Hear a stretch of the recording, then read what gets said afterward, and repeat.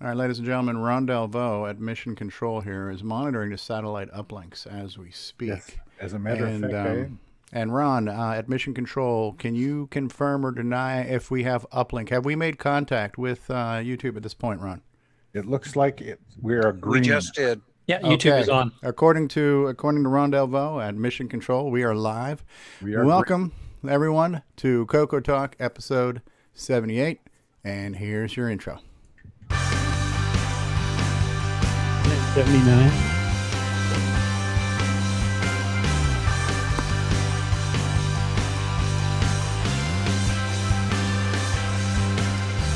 This is CoCoTALK, the world's leading live talk show featuring the Tandy Color computer. Streaming live on YouTube and Roku, available as a podcast and enjoyed the world over.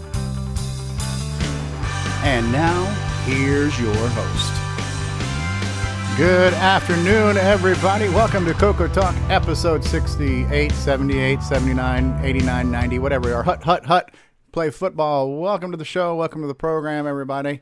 I am your host for today. My name is Grant Leedy. No, I'm just kidding. I'm Stevie Stroh. I don't make enough money to be Grant Leedy. But we're here. We're live. We're on the air. We've got Ron Delvaux monitoring us live in Mission Control here. And so, Ron, how's the International Space Station holding up right now? You got things going there smoothly? We are A-OK. Okay, that's great. I've got my tang and I'm all set. He's got his tang. All right. It's good enough for the astronauts. It's good enough for Ron Delvaux. That's right. All right. We got a great show in store for you this week. So we're just going to jump in and say hi to the people who are on the panel with us right now. In the bottom right-hand corner, on the bottom of the planet of the Earth, but still within the sights of Ron Delvaux's Mission Control, we've got Nick Marentes in Australia. Good day, Nick. Good day, everyone. Somewhere in a basement, David Ladd is with us today. Hello, David. Good day, everyone. I'm so happy to be here, and I hope everyone enjoys the show today. We do too. Well, it sounds like you're at a daycare, David. What's going on there? All right, we lost David Ladd. Ron Delvaux, can you see if we can fix that satellite uplink there? I'm going to work on it right now. Also with David, what's going on with the background noise? It might be me. I don't know. All right, anyways, take your time, David. It's fine. We'll wait. It's McDonald's. It's McDonald's. There we go. The mystery has been solved, everybody. So David's at McDonald's. All right, David. Also with us on the program, Jason, the CoCo Man Reighard, is with us. Hello, Jason. How are you? Hey, riddled with technical difficulties, but I am here. It wouldn't be an episode of CoCoTALK without him. That's almost... The train wreck has left the station. We've also got us from Jersey. Al Hartman's with us. Hey, Al, how are you? Okay, and Jersey is still here. Excellent. From sunny Southern California, that guy who made Zaxxon, Seve Bjork, is with us. Hello, Steve. Hey there, everybody. You know, I did other games, too. Z89. Yeah, also, right. Also with us, creator of Boomerang Mania, of Boyson Technologies, Mr. Richard Lorbieski is with us. Hello, Richard. Hello, how are you? We're doing fantastic. We've got our first of two resident Canadians on the program right now. Mr. D. Bruce Morris with us. How's it going, eh? Hey, it's going great, eh? All right, beauty. We've also got with us, I don't remember where you are, Brian. Brian Weasler's with us. How are you, Brian? Very good. Coming here from Iowa. Iowa. All right. That's where home of Captain James T. Kirk, right? Excellent. Special guest of the program, which we'll save the best for last here. All right, so we'll save the worst for not last, but we have another Canadian with us, Mr. L. Curtis Boyles with us. How's it going, eh? Good day. Hey, beauty. At Mission Control, making sure that are you the head of Space Force now, Ron Delvaux? I can't speak of what you it's not a thing I can divulge. I believe we saw Air Force One leaving Arizona just recently as Ron Delvaux was appointed head of Space Force. Equal but different from the Air Force. We've got Space Force. Thank you, Ron. So No charge. Hey, and Doing our very special guest today, first time on the program, and our guest of honor today, Mr. Eric Crichlow. How are you today, Eric? Good morning / afternoon, good people. All right. Also in Arizona, so you're somewhat of a neighbor of Ron Delvos. Yeah. It is about a 50-mile difference. Okay, you're closer than me, so Yeah. you got to go by and check it out. He's got a living museum of retro awesomeness there. So, and with this with us in the live chat, Curtis Boyle was here saying, "Am I here early?" Nick Marotta says, "Oh, the advanced notice view, nice." Wayne Aaron was here saying, "Hi, everyone." Nick Marotta says, "Hi, Stevie." Al Hartman, "Hey, Hunter LTU is here." Nick Marotta, Al Hartman. Seve Bjork says, "Hello, everyone." Who else is here? Disney Saints fan is here, and Paul Fiscarelli of Long Branch Never also with us in the live chat. Hello, everybody in the live chat. All right, so before we move on to talk to Eric about his past, present, and future, did anybody else have a project update they wanted to tell us about? I think, Bruce, you had mentioned something. Yeah. CoCo Forever, episode 8 is ready for download. I put out episode 7 last week. Oh, wow. That doesn't mean I got 9 down for next week, but okay. The plan is to have it done by the end of October. So okay, fall-ish, right? You started in spring-ish. You're going to end fall-ish. Yeah, I guess so. Yeah. Okay, perfect. So right now, for the past 2 weeks, you've averaged an episode per week. Yeah. Good right now. All right, and Nick Marentes, I know you've got a new blog post, so I figure we'll save that for the news and maybe make that a core dump discussion as well. Richard, we haven't had you on in a little bit. Everything good with you? Oh, yeah. Everything's just dandy and tandy. There we go. Anything new and exciting at Boomerang HQ? No, I'm just making more Boomerang 2 meg boards, and I'm also trying to come up with revised documentation so people can take advantage of the external LED. Richard, yeah, you put LED slots on, didn't you? Yes, I did. Yeah, that's an addition. It's new. Oh, yeah. That's what I was just mentioning. Yeah. Well, see, Ron's got his satellite view of the universe right now, so he There's knows about these things. Goes to the satellite and comes back down. Yeah. Ladies and gentlemen, Ron Delvell in Mission Controls pointing out the obvious. Thank you, Ron. Back to you, Richard Lorbieski. So anyway, yeah, those who had originally bought a Boomerang board, I'm actually shipping out replacements that will have the new LED extension, and it also supports a turbo light mode. So if you want to know how fast your CoCo is going, you can actually pre-program an indicator light on it as well. Neat. Did you tell them about the indicator light? Well, I think Ron's on a time delay. It requires breaker fluid. Breaker fluid. Don't forget those muffler bearings too. That's how you're making up for it. He sells the Boomerang super duper cheap. It's like a printer, right? You get like a $40 printer, but you need $90 in ink to run it, right? So there you go. He's got his $49 Boomerang memory extension, but you need like $90 of blinker fluid for the blinky light to keep on blinking, or it'll seize your CoCo. Hey, so. No selling my blinker fluid light. That's awesome. So when can we expect to have a new round of those available to order?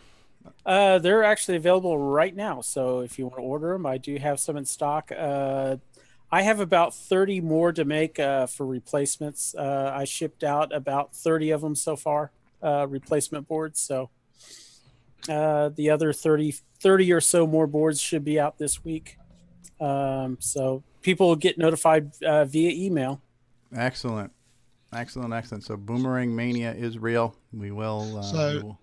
What do you mean by replacements? Does that mean someone who's bought a Boomerang will end up with 2 now?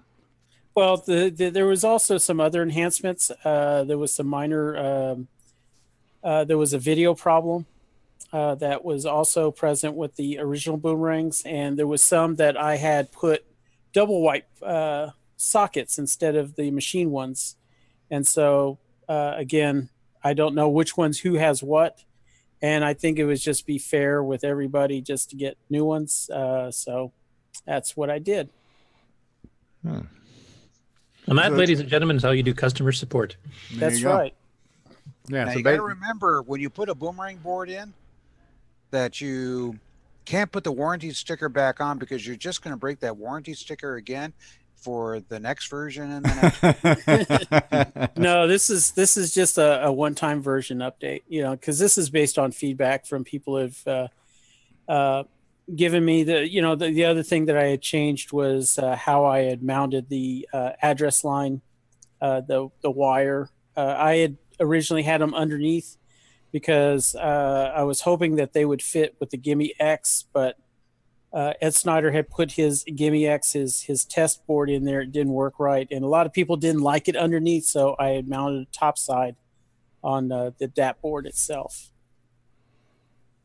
There you go. Like I said, there was just a bunch of minor things, and I think it was just fair that the people I call early adopters get a new board, and plus, you know, a lot of people gave me feedback, you know, for improvements. Yeah, that's the one challenge of designing hardware is that unlike software, in order to upgrade hardware, it's literally you've got to produce another run and do a forklift upgrade where you got to ship out a whole new version and they got to pull one out and put the other one in. And shipping charges and everything else too. Yeah, but you're doing that for free of charge to existing customers, so that's very cool. Yes. And which is the price still $49 for the 2 meg and the CPU Guardian? Yes, except for you, which is $89. Oh, okay. There you go. There you go. He's got to make his money somewhere. Right. Ask for the Stevie Stroh deal when you order your boomerang. That's right. Why pay full price when you can pay twice the price? Now how much would you pay? But wait, there's more. If you mention my name twice, it's now $200. Wait, there's more. More money you have to send me, but still. Enter promo code pay more. Yes. Yes, you buy one, you get one. That's it. It's a gift that keeps on giving. A boy song Buy product. two, get one. Yes. Yeah. All right. Well, good. A 1 for 2 deal. Brian, anything new with you? Since you've met the 8-bit guy, what do you do for an encore? Have you met the president or anything like that? Or No more celebrities, and no one's asking for my signature either. So I did make a recent acquisition, though, that I haven't had a chance to play with yet, is the joystick here, the Deluxe joystick pistol grip. Ah, look at that. You know what? I think that one came with my CoCo. It's Deluxe. Deluxe. But it's in really good shape. It's almost like nearly new. So haven't had a chance to do anything with it yet, though. But that was kind of a fun little find. So neat. Very cool. That works good with Timberman. Okay. Yeah, I think that's what Jason cheated with to get his high scores. Speaking of from experience, it works, but there was no cheating involved. No cheating. There it is. Digital joystick or a analog? It's an analog. Yeah. All right. Yeah, and of course, Jason's also close friends with Billy Michell. So. All right, and Arville has just gotten here. William Carlin chimed into the live chat a minute ago saying, greetings, Coco Nuts. Arville says Coco forever. All right, well, let's jump in and let's play Get to Know Me, since we have a special guest today. We have with us Mr. Eric Crichlow, and since I don't even know where to begin, we'll just let you begin on This Is Your Life, and you can just kind of tell us what you did back in the day, when CoCo was new, what were some of the things you did, projects you worked on, and then, you know, take it from wherever you want to go all the way up to your current project that we'd love to see too. Yeah, well, thank you. You don't know where to begin. I don't really know where to begin either. Wait, can you hold that thought one second? I've got a sound bite here. Thank you. Yes, you're too kind, and thank you. All right, you go ahead. There's so many side stories. Like, okay, don't get off on a tangent here. Don't get off on a tangent there. Oh, but take that tangent. My first exposure to computers, as I recall, was in 2nd grade, and my 2nd grade teacher had probably a CoCo 1. 2nd grade for me would have been 78. So then a year maybe 2 later, when I decided, you know, I want a computer and came to the parents, it was, I want the computer, that same computer that I first had experienced, because it was so cool. And so without, you know, researching anything else that was out there, it was, let's go to Radio Shack and get that color computer thing, which they did, thankfully, and had a CoCo 2, played with it a bit, didn't know anybody who did anything, who even owned one. All the guys I knew who were into computers otherwise were, I think every single one was a Commodore person. So it kind of languished after initially playing with it and like having some fun with it, thinking it was kind of cool. I just set it to the side for what had to be at least a couple of years. 2nd grade, and then 6, 7 years old. Yeah, years it said language. Eventually, I picked it back up again and got into the BBS scene. And there was a local BBS single line back in those days in Vegas, Comnet 80. And the guy who ran it wasn't a CoCo guy, but he had a CoCo section on there. And I'm like, oh, hey, well, maybe you know something about this. Is there anybody else that you even know of in this city that has one of these? And he gave me the names of 2 guys, Alex State and Chester Simpson. And I called Alex first, wasn't home. Called Chester, he answered. That would have been 84-ish, and best friend to this day. Best man at my first wedding in 95, and best man at my second wedding 3 years ago. Wow. Chet was deep into the CoCo scene, and much to my surprise, there was a local users group with about 7, 8 guys who got together pretty much monthly, and he was involved with them. So he pulled me in and shared a bunch of stuff with me, and made my CoCo actually finally become useful. And from there on, it took a center place in my room and took up most of my time. Eventually, I did no programming on the CoCo 2 whatsoever. I was just a user, a game player. And then CoCo 3 comes out, and I'm about as big of a fanboy as there can possibly be. A number of stories that branch off from that, which I won't go to. But whereas in the CoCo 2 days, I had thought that OS9 was a waste, and why does Rainbow Magazine even devote space or section to this whole OS9 thing? Just get it out of here. But when the 3 came out and Tandy pushed it so hard, and you see some of the stuff they could do, oh, this OS9 thing is cool. So from day 1, I jumped into OS9 level 2. I remember always going to Radio Shack, calling Radio Shack when the expected date of something new was out, and Multiview was like the big thing. Well, when's Multiview out? When's Multiview? Did you get it yet? Is it coming out yet?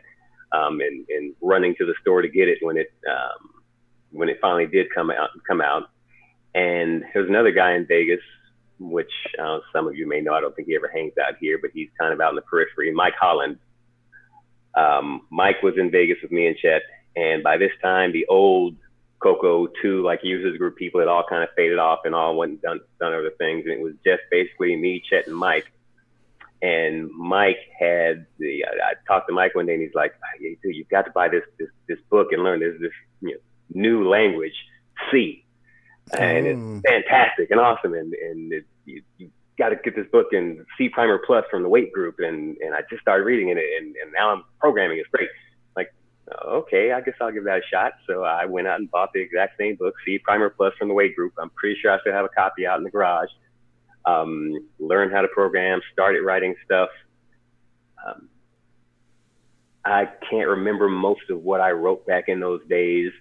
But the one thing that I actually sold on the CoCo 3, so somewhat of a side story, the one member of my family who was a computer guy like me from back early on, although he's 10, 12 years older than me, my cousin was a Commodore guy. And of course we used to go back and forth and argue, especially when it came to CoCo 3 and Amiga. he was an early adopter on Amiga. Back in Vegas, there was only one store in town that carried Amiga, and he used to come pick me up and drive me to that store, and we'd spend an hour or more in that store just looking at the demos and the stuff that was going on the Amiga. And he bought one fairly early on, and he'd come get me, bring me to his house and show me stuff.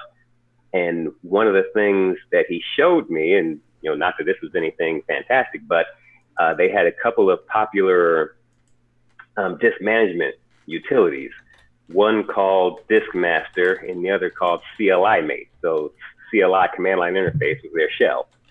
And I looked at those and thought, well, these are actually kind of cool. I mean, they're not flashy or anything, but they're very, very useful, and we could stand to have that over an OS 9. So I borrowed the UI design from Disk Master and the name CLI Mate, and chopped off CLI and made Shellmate.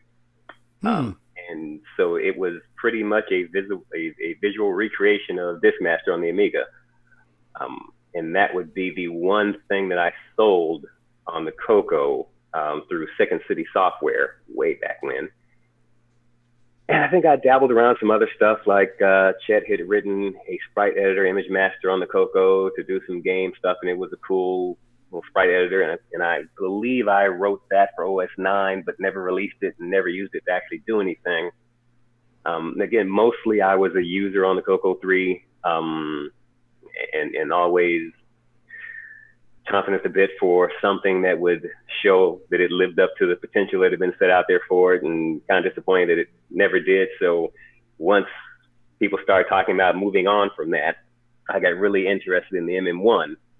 And so that was going to be the new great thing that would fulfill that potential that the CoCo 3 never did.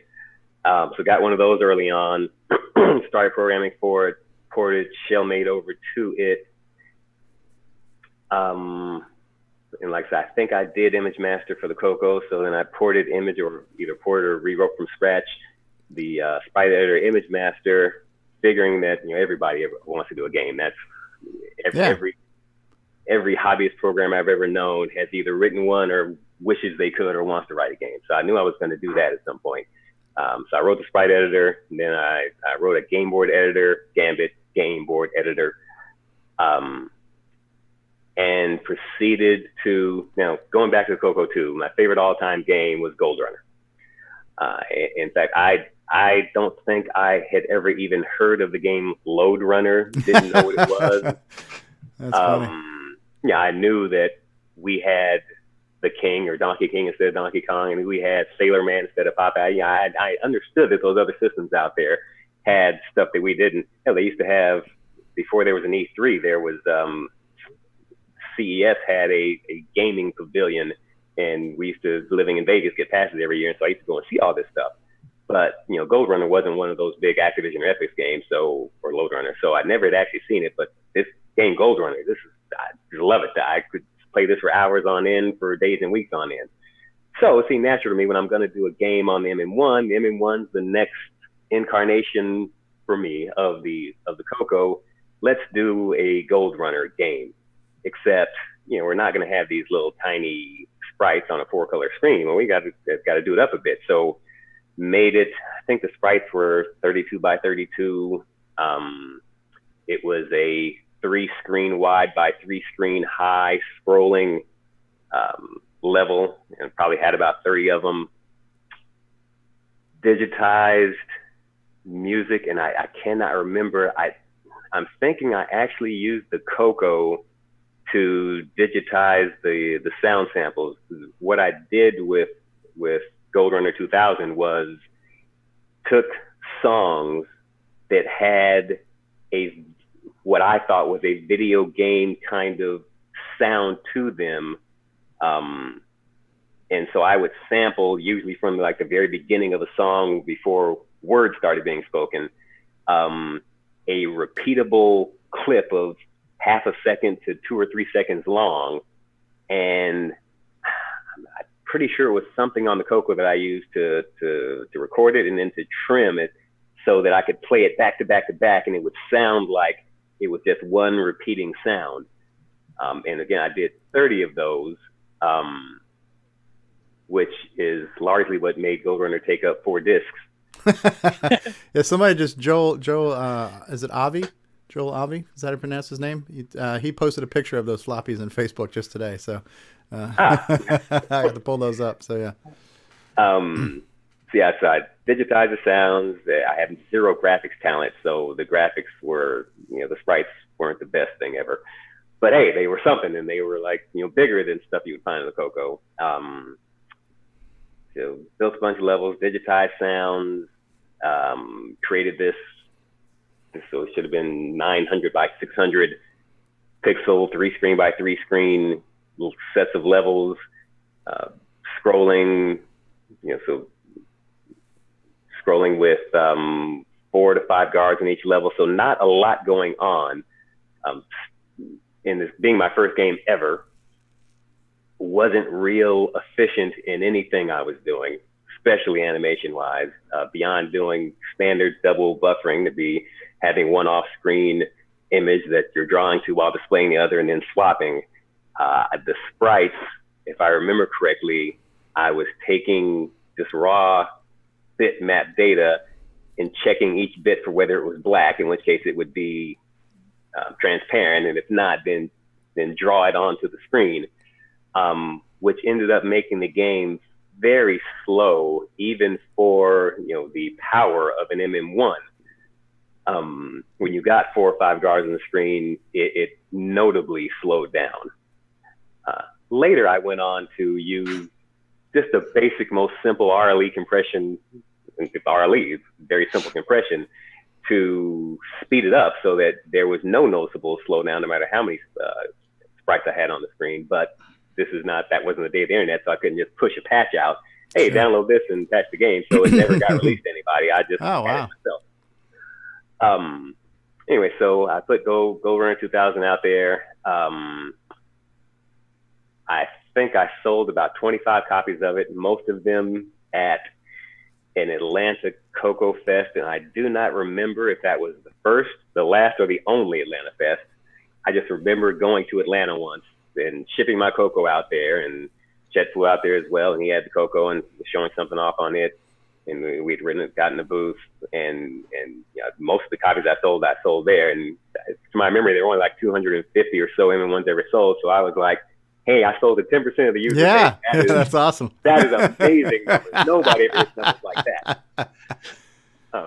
The one good thing that really came out of that was between doing Goldrunner 2000 and being on Delphi and CompuServe and participating in the community there, I got to know some guys, Boise Petrie, who I think Steve said has been on here before, or at least he still hangs out. I mean, he wrote the CoCo history book a few years back. Joel Hegberg, OS9 Al Huffman, who I see his picture pop up here periodically. And those guys had all started working in microware. And so coincidentally, right after I graduated college with a degree in psychology, because I ended up hating electrical engineering, which is what I started in, because I had said I love programming as a hobby, and doing it as a profession would probably ruin the hobby for me. I don't want that to happen, so I refused to go to school for computer science.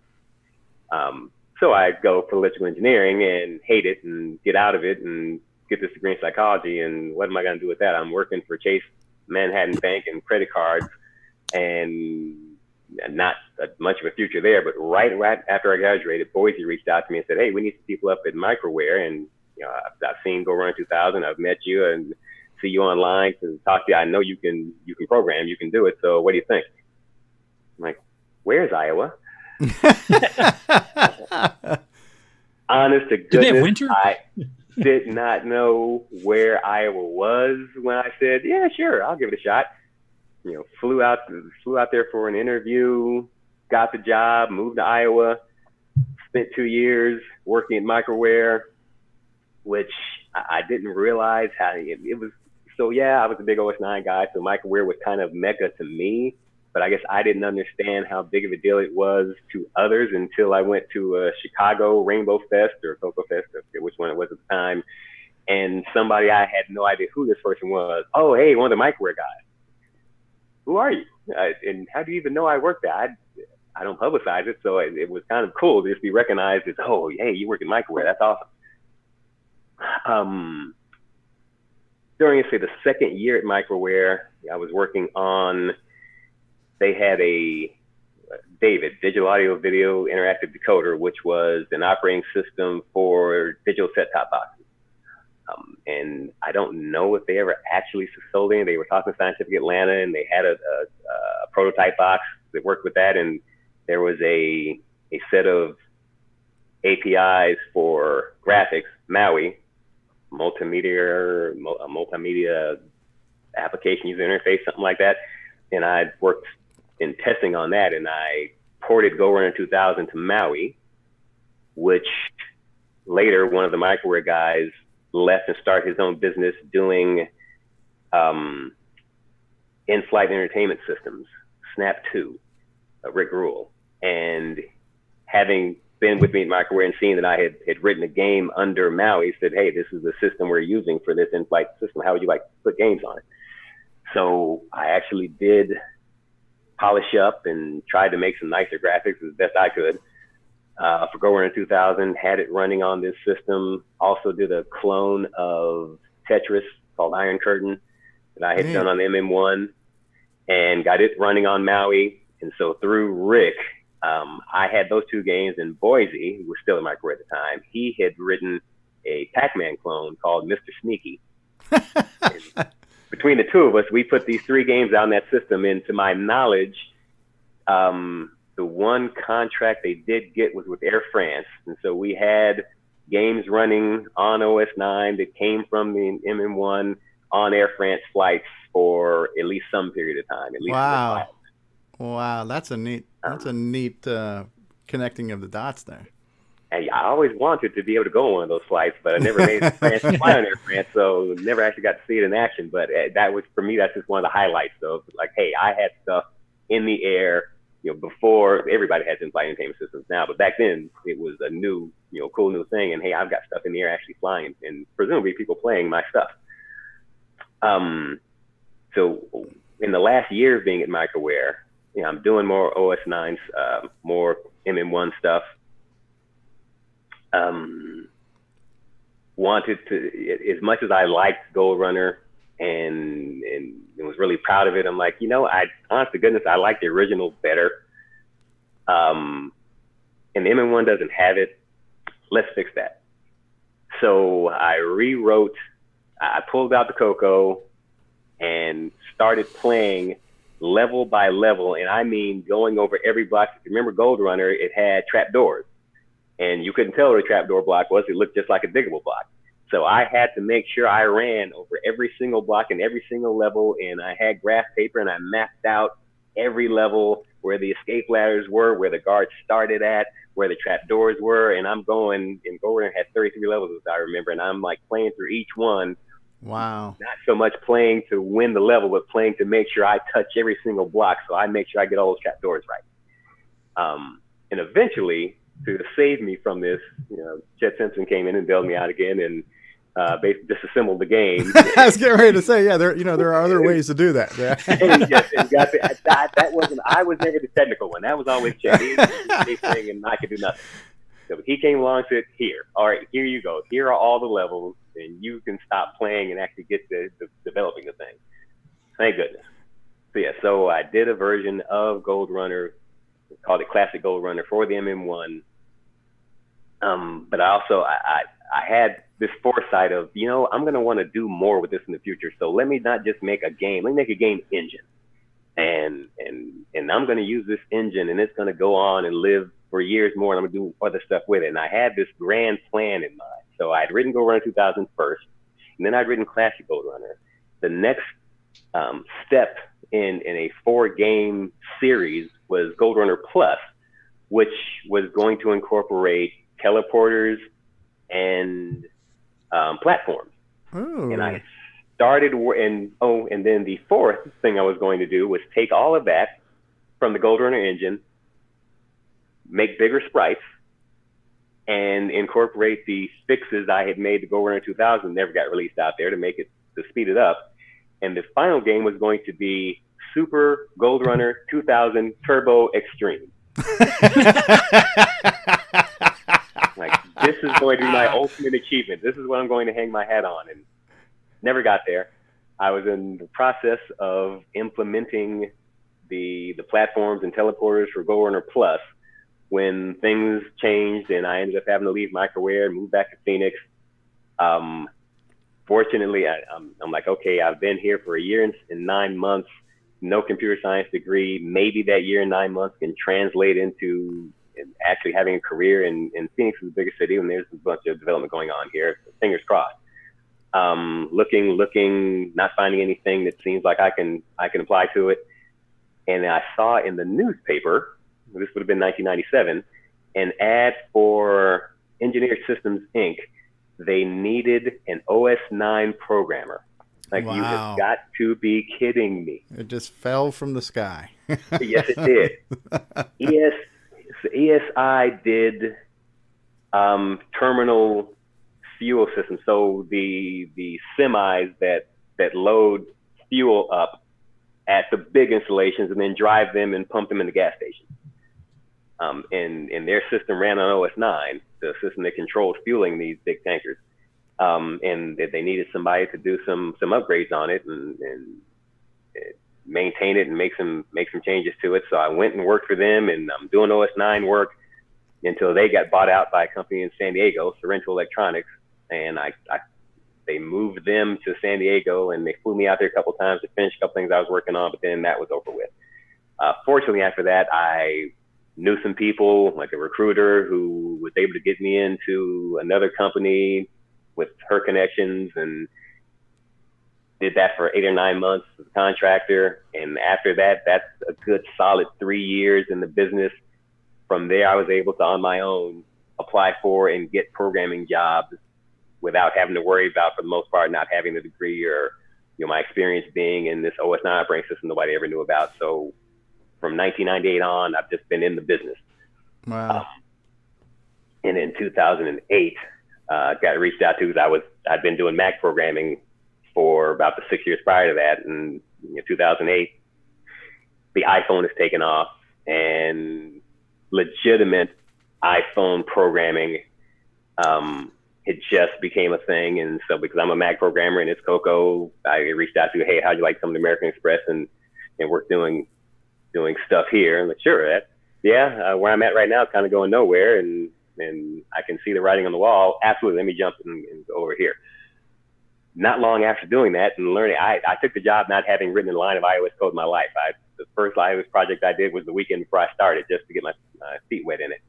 But not long after that, I'm like, hey, iOS, iPhone, my favorite game, Goldrunner. I wrote an engine that was specifically meant to be able to take this and move it onto other platforms. I did it for the in-flight system. Why not? Was able to retrieve the code. Actually, Chet did that for me again because I think the MM1 wasn't booting or something, and I think he was able to use his PC to read the floppies and get the code off of it for me. So he got me the code, and in I say a week's time, had it up and running on iOS. Polished it up, put it out in the App Store, and within a year of doing that, now, and by this time I was aware of Lode Runner, and I had seen some like Lode Runner Legend Returns, and Lode Runner still had a life kind of going on, but there was also lots of clones. There were clones on the App Store. The PCs had clones everywhere. Within a year, a company called Tozai bought the rights to Lode Runner, and they immediately decided to start sending cease and desist letters to anyone who was infringing on Lode Runner's rights. And so they sent such a letter to Apple for every one of us that had a Lode Runner clone on the App Store, and they sent one to me personally. I'm like, well, they're right. I responded to them, from a position of ignorance. I don't know what you're talking about. My game is Goldrunner. It is actually a clone of a game called Goldrunner for the Here's Data Color Computer. Here's a link to the website that's got that historical record on it. So yeah, this Lode Runner thing you're talking about, nah, that's not me. I'm Goldrunner. But I know good and well they're right, and I don't have a leg to stand on. So I just let the app come down at the App Store and let the code sit there for a while. And I'm debating, what do I do with it? Do I change it around and try to make it so it's not infringing and re-release it? Eventually I decided, let me just fix it up, make sure it runs with whatever current, a couple years later in iOS, and release it on GitHub as open source, which I did. Let it sit and languish for a while. Last year, I picked it back up and said, well, how's it doing with the latest with the latest iOS? Yeah, it won't even build. Fixed it up, made the changes necessary, got it building again, re-released it, and mentioned it on the Facebook group, like, hey, here's Goldrunner for iOS if anybody's interested. And I had no idea. It's been forked a number of times, but I have no idea if anybody's ever done anything with it. But at the same time, I thought, I kind of want to do a game again, and this hasn't been on the App Store in a while. Let me start over and do something fresh. And hey, iOS, macOS, Apple has this language Swift now. Good learning exercise for me. I'll do my first Swift. I had inherited a couple of Swift apps at work and as a contractor that other people had written, but I'd never written anything from scratch myself. So that's a good learning experience. Beginning of this year, I wrote a combined sprite game board editor, the combination of Benjamin Astor and Gambit from the old days, because I'm stubborn and hard-headed, and even though there's plenty of sprite editors and game board editors out there, I wanted my own that did things I wanted it done. I didn't want to have to use someone else's formats and all that, so I took the first 4 months of the year in my spare time, and I wrote a sprite editor and a game board editor.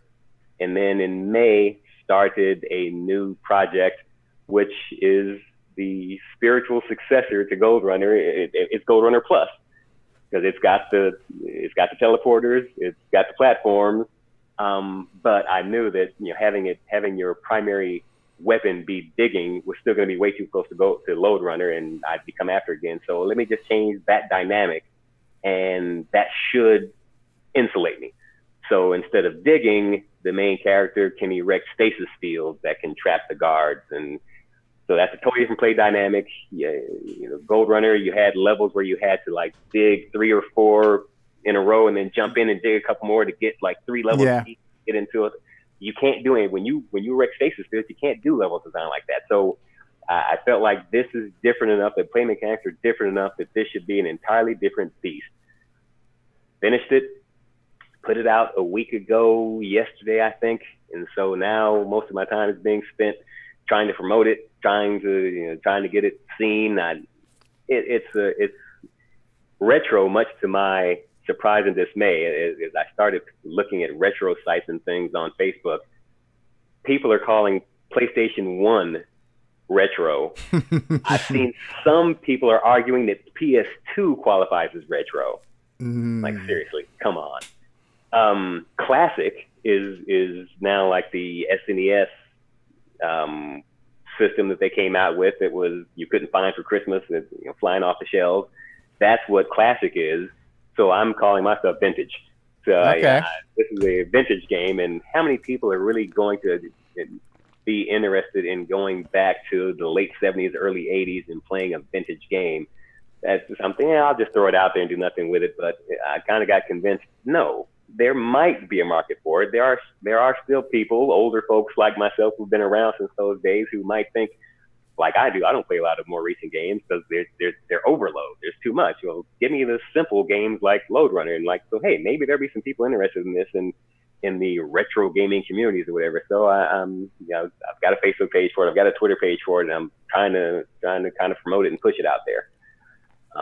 In the meantime, thinking what's going to be next, because as an indie programmer, I've always got stuff in mind, and I've had a game in mind, an original game for years that I haven't gotten around to. I've got this other apps in mind that I want to get to, but the next thing for me is doing an Android version. Part of me thinks that maybe in a community like this, Android might be more of a draw than iOS, since Android is more tinkerish and you can customize it more, and people from like the CoCo days are more, hey, we don't have stuff fed to us, we do it ourselves. So I'm curious to see when I get an Android version done how it does compared to the iOS version, but that starts in earnest today. I'll start working on that. Davey did make the point that maybe I wanted to, instead of just talking about stuff, show some of this stuff. So I can share the screen here. Do you mind telling us, like, I know it's only been out a week, but what have the sales figures been like right now? You know, I'm not dollars, but just like how many numbers have you sold? A dozen or 2 dozen? To be honest, to be honest with you, it's not so the first 6 levels are free, and then there's packs of 6 levels you can buy after that. Nobody has bought an in-app purchase on it yet. Okay. And looking through the analytics through Firebase, much to my surprise, I was worried that people were going to say, dude, these levels are too easy, because having been the person who developed it, I can run through a lot of the levels, and I ran through a lot of them the first time without losing a life, and bam, I'm done. So I'm thinking, man, Eric, you thought you were doing good here, but this is way too easy. And yet the people who have reached out to me have said, hey, I can't even get through level 1. I'm like, well, level 1 is pretty easy. So like I just pulled up the sales trends through yesterday. On the App Store, you can't do current day. So through yesterday, it has done 156 units. Oh, neat. So, but those are people who've all downloaded the free, yes. The free version. Okay, 150. Yeah, and it spiked on. Hell, I don't have any secrets. It's not a big deal to me. So I'll share the screen and and show you what's there. Yeah. That's cool. How about we do this while you're getting ready to do that, because we've been going for 45 minutes or so. Go ahead and keep getting your screens ready. I'm going to take a quick commercial break for about a minute and a half. So, and then we'll be back with, ladies and gentlemen. Hey, Ron Delvaux, how we doing on the satellite uplink? Everything good?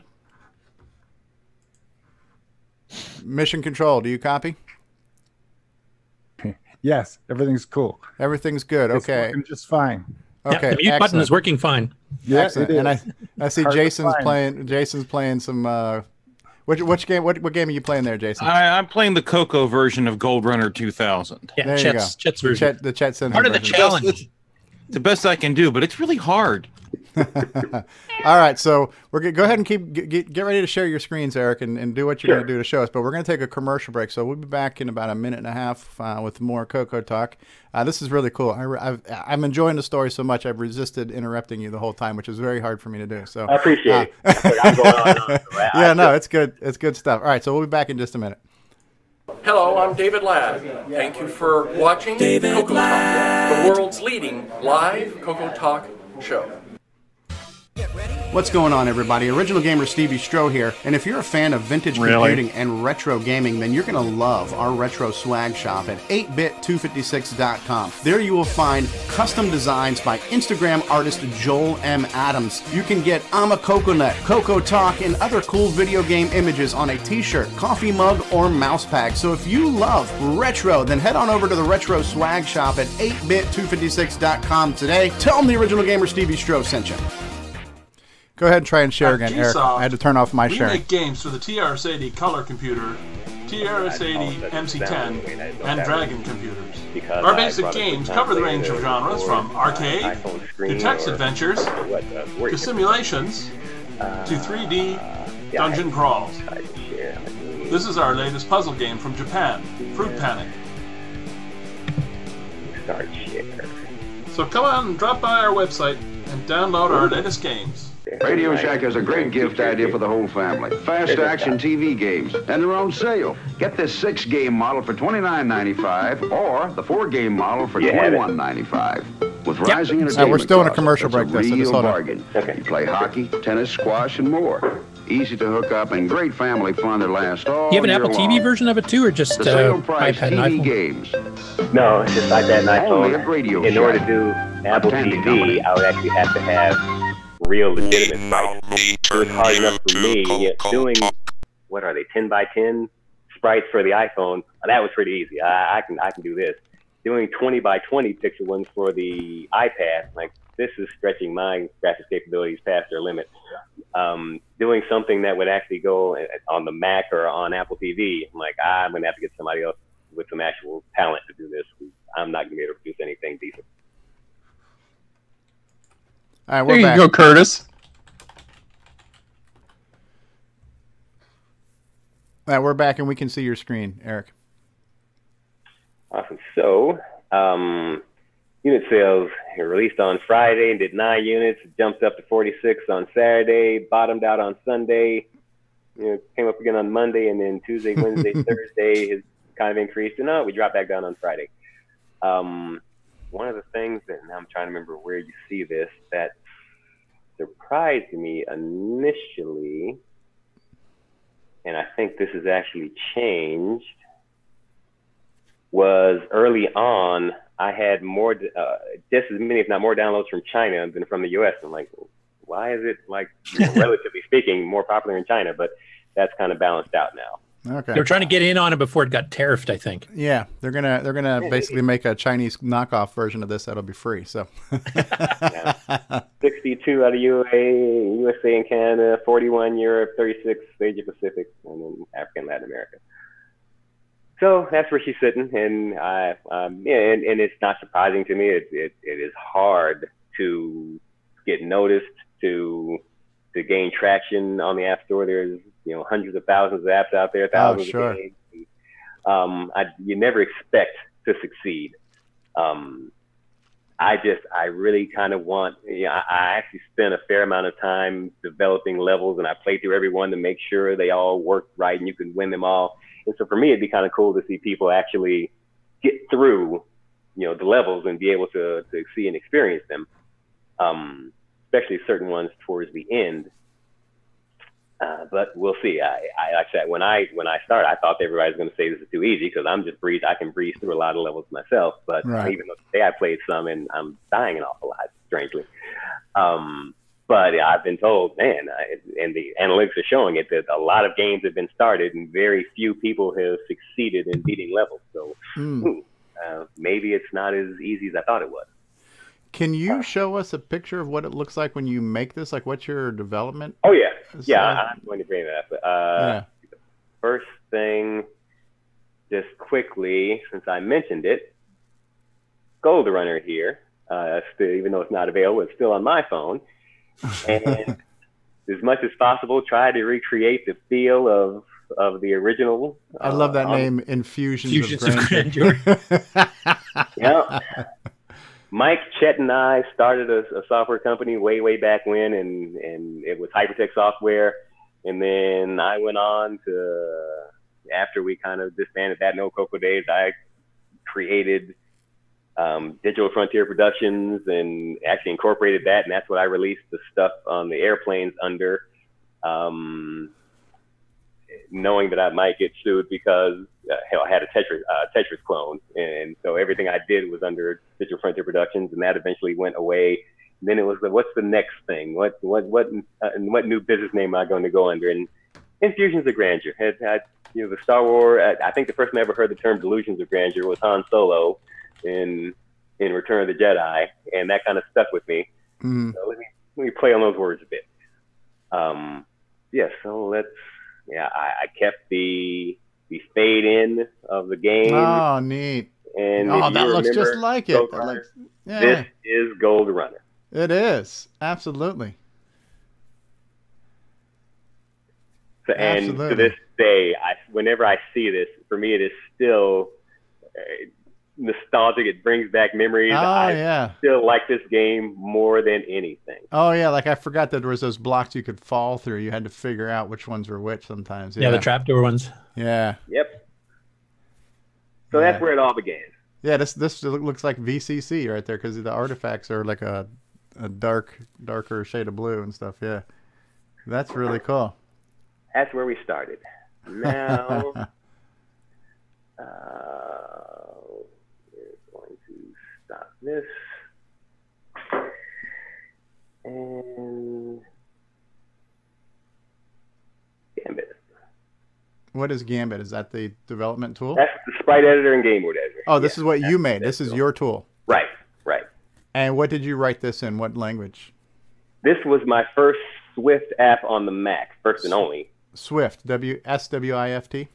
Yeah, that's a programming language Apple created a few years back as their not evolution of, but transitioning away from Objective-C, which had been around since like the Next Step days or earlier actually, and a new from scratch, this is the future of Apple development, Swift. And so Boise Petrie wrote one of the early development books in it that I helped edit, and I learned a little bit about it, but I picked up Apple's book on it and read that and like, okay, I'm gonna start doing stuff in Swift because that's what Apple wants you to do. And I hadn't done a Mac program in quite a while, so let me create this program on the Mac. Let me do it using Swift. Yeah, matter of fact, I think Boise was saying, because he was working on a new DriveWire server for Mac, but I think he was saying that because he's writing it in Swift, he couldn't port it to Linux or anything else like that. So, well, I think Swift isn't Apple's. They're porting Swift to some other platforms too now. I think the base part of it, anyway. Yeah, it's open source and it's available on. I mean, it's server side Swift, and I think it's available on Linux and maybe Windows. So this is the sprite set. And again, for someone with no graphics talent, this is about the most I can do. These are 20 by 20, and it was hard enough for me to try to make something decent out of that.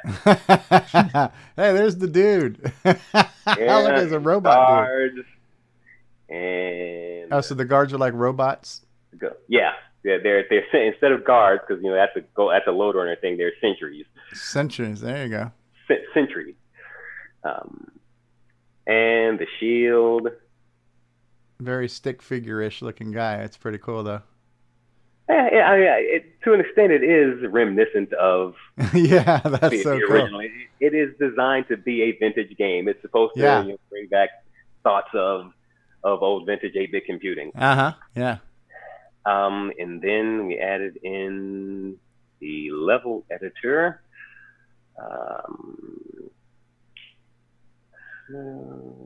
Game board sets. Let's jump to the end, the last 6. Oh, look at that. And those are the ladders, I take it. Ladders and platforms, right? So. Yeah.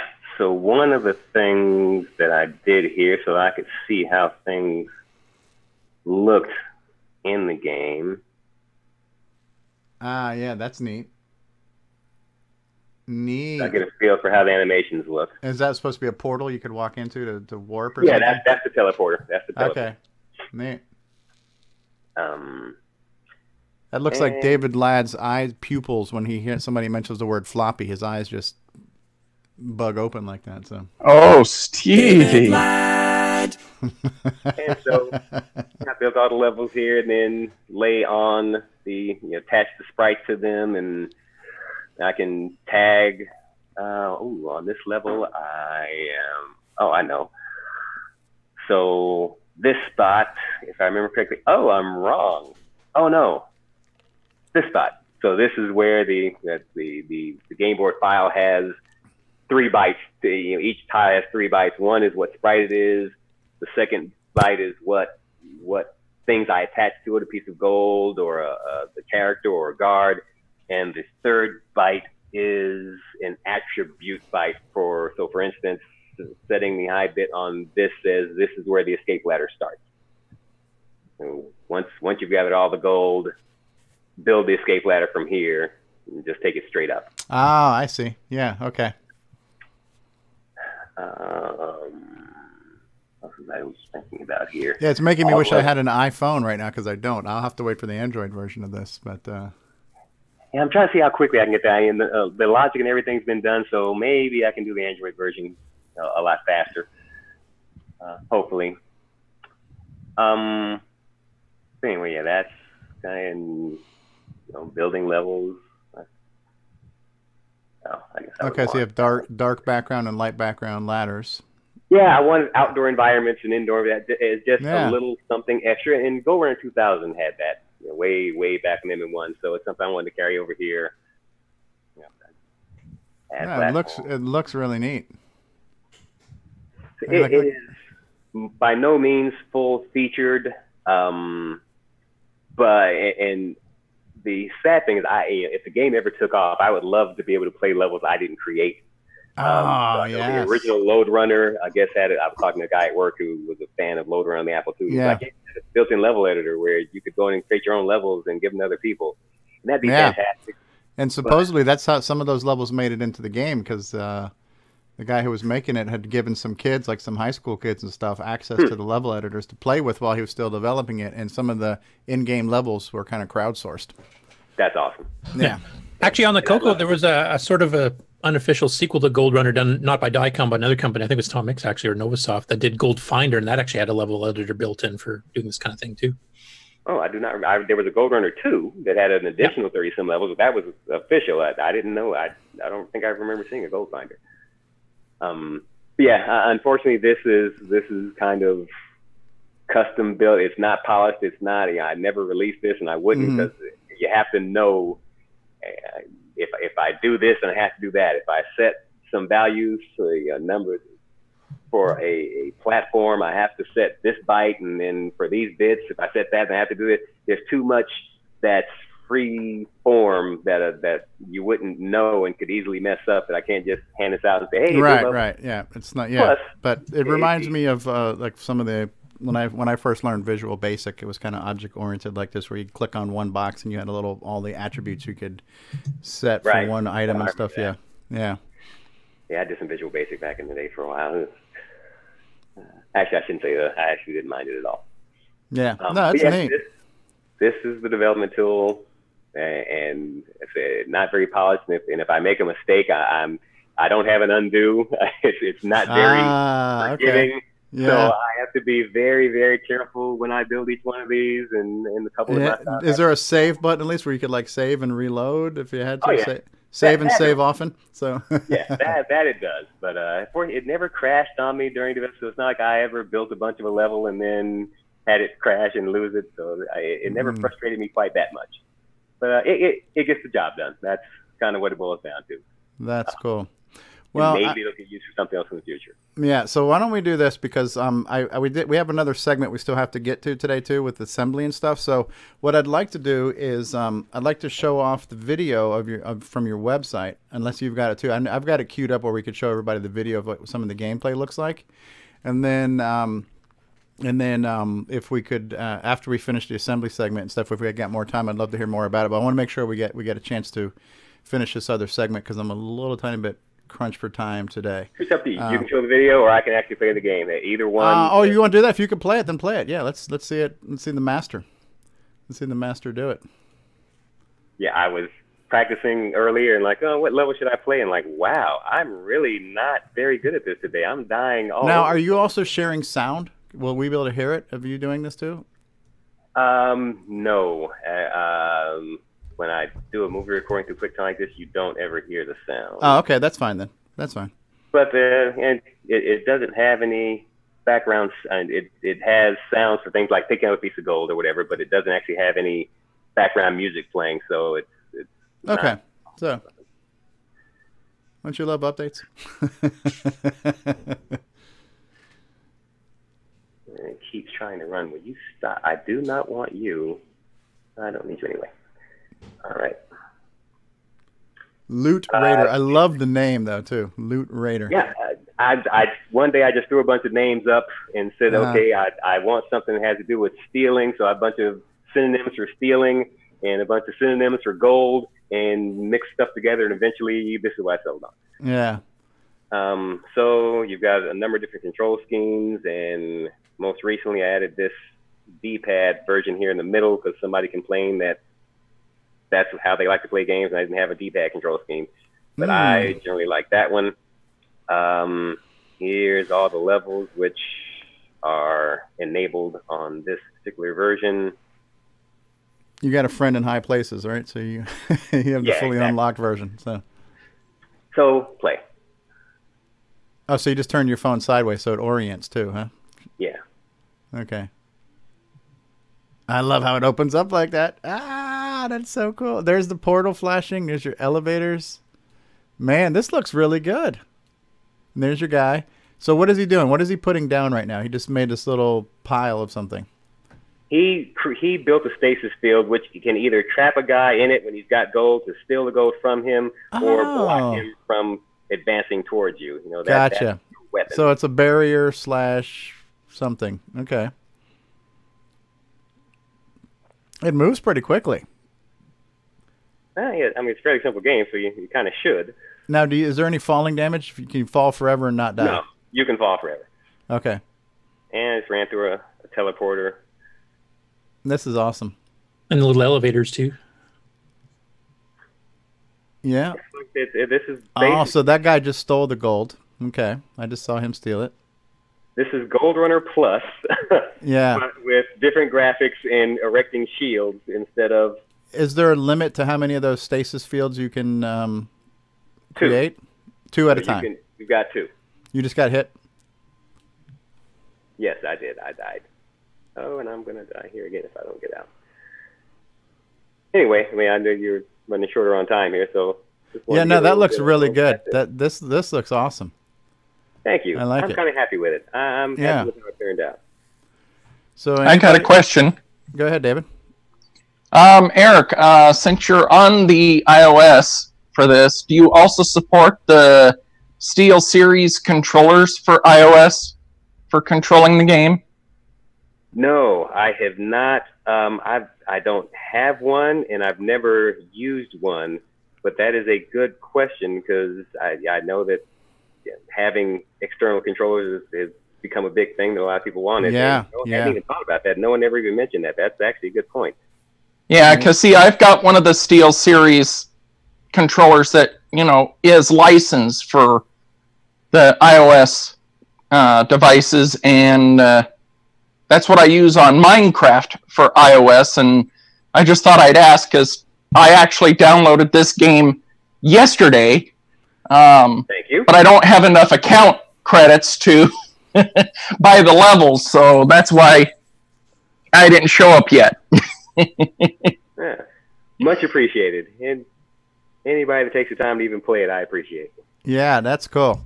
Yeah, this is a much more longer term goal of mine too. I'm just getting back into programming. I've only ever programmed in BASIC, and I'm getting ready to learn assembly and stuff. And I'm going to make a handful of CoCo games. But ultimately, it would be nice to be able to make a game that can be enjoyed by more people on a modern thing, you know. And so this is just one example of doing that. It can still be our CoCo style game or retro game, but if you can play it on you know, a modern, like a, you know, mobile device or browser or something like that, it just can get it into more hands for people to enjoy. And ultimately, I think that's what you want, right? If you're making a game, you want people to get their hands on it and play it, right? So absolutely. That's awesome. That's awesome. All right. Well, we will. Listen, I can't thank you enough for taking the time to do that. I've got all the links. So in the description of this video, there's a ton of links. So there's links to the Loot Raider Facebook page. There's a link to his website. There's a link to some YouTube videos.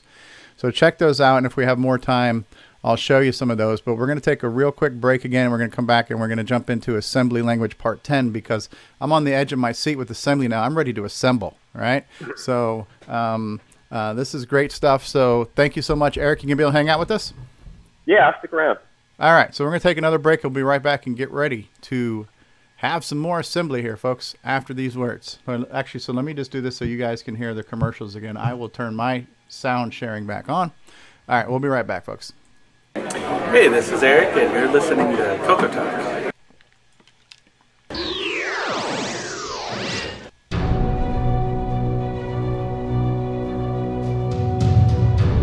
In a world where RGB produces black and white video,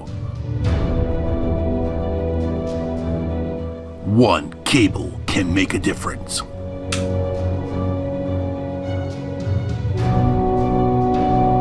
Switch-a-Roos.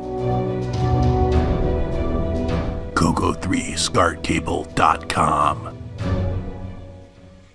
What's going on, guys? Stevie Stroh here, and I want to say thank you so much for being part of this adventure with us. It's been such a great experience in doing CoCoTALK every week, and the support we get is just amazing.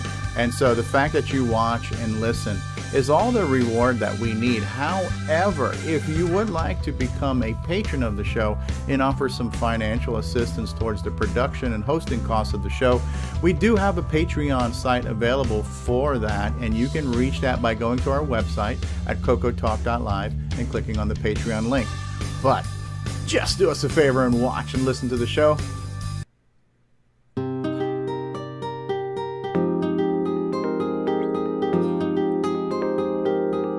Where can you catch all the latest news and information about the Tandy colored computer and compatibles? Oh yeah. Oh yeah.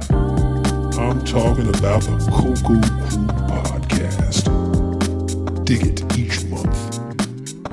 Join John, Neil, and Mike as they lay down the latest news and information about the Radio Shack Tandy colored computer and compatibles. Groove to interviews, tech segments, and discussions all about the Radio Shack Tandy color computer. Strut your fine self over to www.cococrew.org and start listening today. The CoCo Crew Podcast. Keeping it CoCo, dig?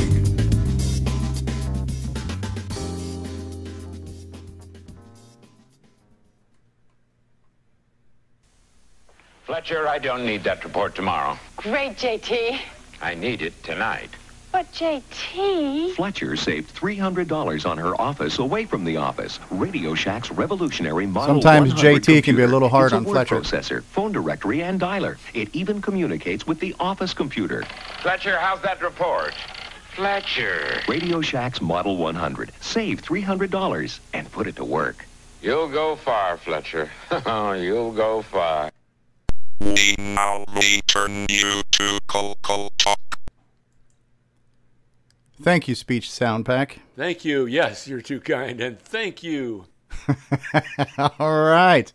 Well, guess what, everybody? We are here. We are back. That was really cool. And if I didn't have a timetable crunch today, I would have liked to hear it a lot more from Eric Crichlow and his game, and hopefully we'll have some more time after this. But I'm also very anxious, on the edge of my seat for more assembly. It's like cowbell now. I got to have more assembly.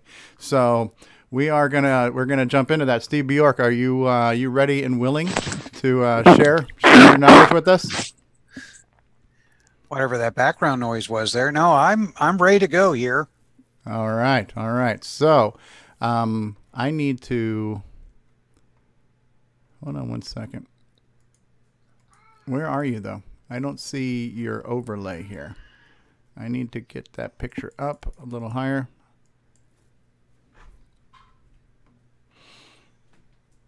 All right, I'm trying to get your picture on the screen, and I don't know why you're not here. Let me see. I am here, though. You are. I need to...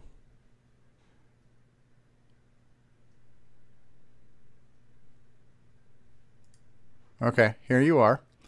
Now you were there, but you weren't showing up, and I don't know why. So I just had to re-add you, because it's very important having you here. So...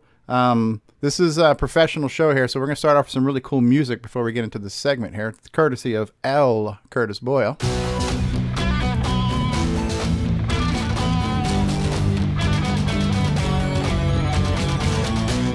All right, and here we go. Ladies and gentlemen, Seve Bjork. Okay, we have done a lot of lessons. We're now on lesson 10. And my goal was to cover in about 10 segments all the instructions for the 6809.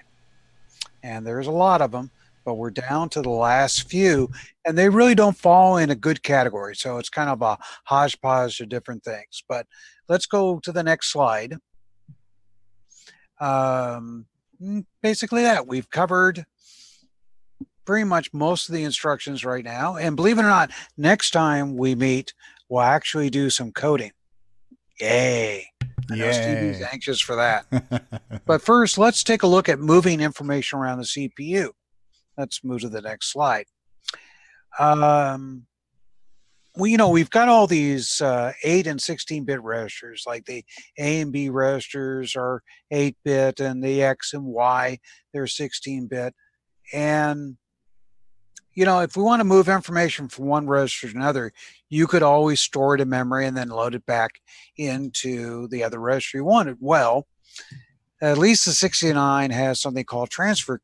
It's an instruction that allows you to move information from one register to another, and it does it fairly quickly. It's not having to push things in the stack or move things into memory, so it makes it very straightforward. Now, there are 8 bit registers that are called AB, direct page, and condition code. Condition code is like your has your different flags, like your 0 flag or minus plus flag and stuff like that.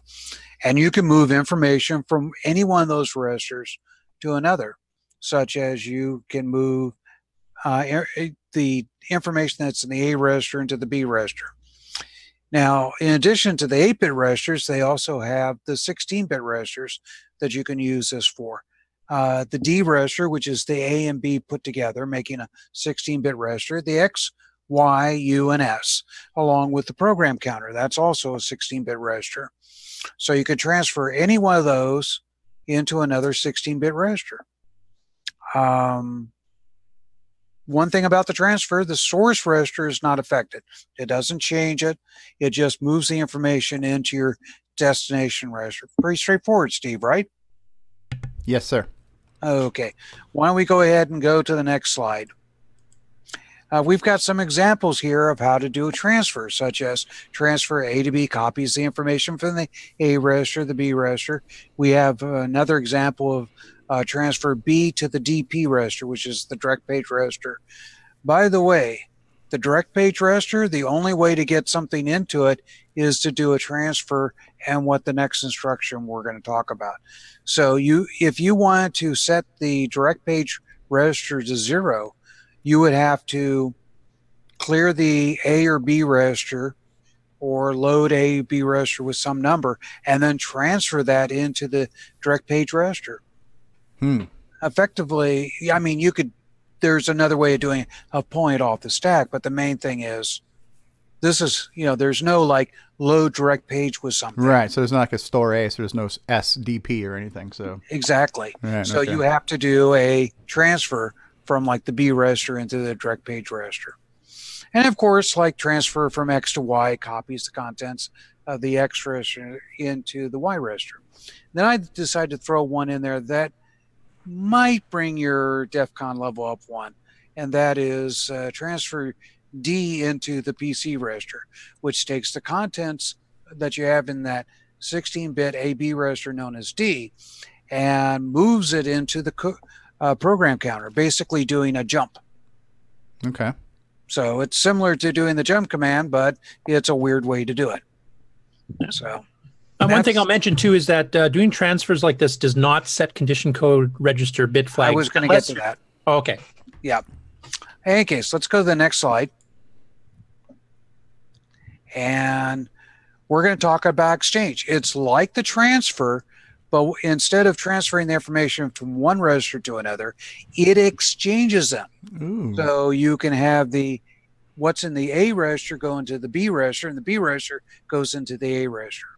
Really handy for a lot of operations like that. You know, it's just sometimes a transfer is good. Sometimes you want to do an exchange, but it works the same way. 8-bit registers can only be transferred between other 8-bit registers. If you do a direct page, not only does it transfer what's in the A register, the direct page transfers the direct page into the A register so you can work with it. Then you also have the same thing with the 16-bit register where you can exchange the information. If we go to the next slide, we've got some examples of the exchange. A can be exchanged with the B register, B register exchanged with the direct page, exchange the X and Y exchanges those two.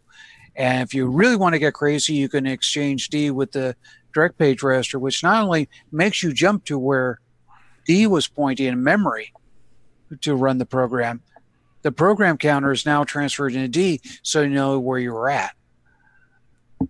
Yeah, I think on that last one you started off by saying direct page, but we're talking about exchanging D with program counter. Program counter. I'm sorry. Okay. I'm program counter. All right. So that jumps and swaps. Yep, jumps and swaps. It's a trick that some people will use. We won't use it right away, but it's something that can be done. And the exchange and transfer registers do not affect the condition code flags. In other words, the fact that you're moving information around that is 0 or minus will not affect the flags except for one case. When you transfer something into the condition code register. Obviously, if you move something into the condition code register, it changes its condition codes. Gotcha. Ron Delvaux, can you confirm that? Satellites agree with Seve Bjork up there, Ron? We're good. All right. Excellent. Okay. And of course, as I mentioned before, you can't exchange between an 8 and 16-bit register. That would create an error. Okay. So only 8-bit to 8-bit and 16-bit to 16-bit. Pretty much straightforward on the transfers and exchange, right? Yeah. All right. Now let's try and move them up one level of DEF CON. Binary code decimal is something that's been around in a lot of processors for a while. It's a very easy way to kind of work with base 10 numbers, but still use it in binary or hexadecimal. Am I not on the right slide? One more slide. Do I need to go down one? Yeah. Okay, so have we covered this one here? Transfer and exchange do not affect. Okay, so this you'd said it, but I wasn't on the slide yet. Okay. Yeah. Sorry about that. No, I'll try to remember to tell you to do a slide. That's okay. Okay. This type of binary coded decimal is really handy for doing scores because you want to display 16-bit numbers. It's a way, like if you've ever looked at hexadecimal, it's got 2 digits in there. You've got an upper digit and a lower digit, such as 23. Mm-hmm. But it's not actually 23 decimal, it's actually 23 hexadecimal. Right. And what this does, it allows us to basically tell the processor that the upper 4 bits is going to be like a tens digit and the lower 4 bits is going to be a ones digit. Okay. And we definitely, so like for example, that I use here at the bottom, $23, which is hexadecimal, would be 23 decimal in binary coded decimal. So in this case here, because in hex and in binary, they're both the same. So the 2 in hex happens to be 2 in decimal. Right. It's not until you get like the ABCs where it gets to be a little bit confusing. So anybody should be able to follow this if they're just kind of looking at this right now. Yeah, exactly. So this is kind of this is literally a hex to decimal conversion. It's a way to keep track of the numbers so they are kind of decimal, but you're doing it in hex, a decimal. Okay. Yeah, they're used a lot keeping track of scores and stuff in games and things like that. Exactly, as I gave the example there. Now, here's the problem. If you add the binary code decimal number of 03, which is, in hex, and you add it to 09, it doesn't give you dollars, the number 12. What it gives you is the answer of 0C. So what they did is they put in the 609 instruction called DAA, which stands for decimal adjust the A accumulator, and this fixes it. So if you were to add $03 to the the hexadecimal 09, it would come up C, but you run this little instruction and it makes that 0C into 12. Okay. And it must be done after any add or add with carry with the A accumulator. This only works on the A accumulator. Does not work on the B accumulator. Just on the A. And I know it's a little complicated, everything we've done here, but we will demonstrate it in a later lesson. Is there a name for this function that you have not told us yet? Is there? Yeah, it's DAA. Oh, okay. I just don't have it on the slide yet. There it is. Next slide. Next slide. Gotcha. Sorry. I keep forgetting to tell you to change slides. Yeah, because I'm listening and I'm just... Okay. DAA. Gotcha. Okay. Yeah, DAA. So that's what's going on here is basically if you're using the add, which would add hexadecimal or binary or numbers together, and the DAA converts it into binary coded decimal.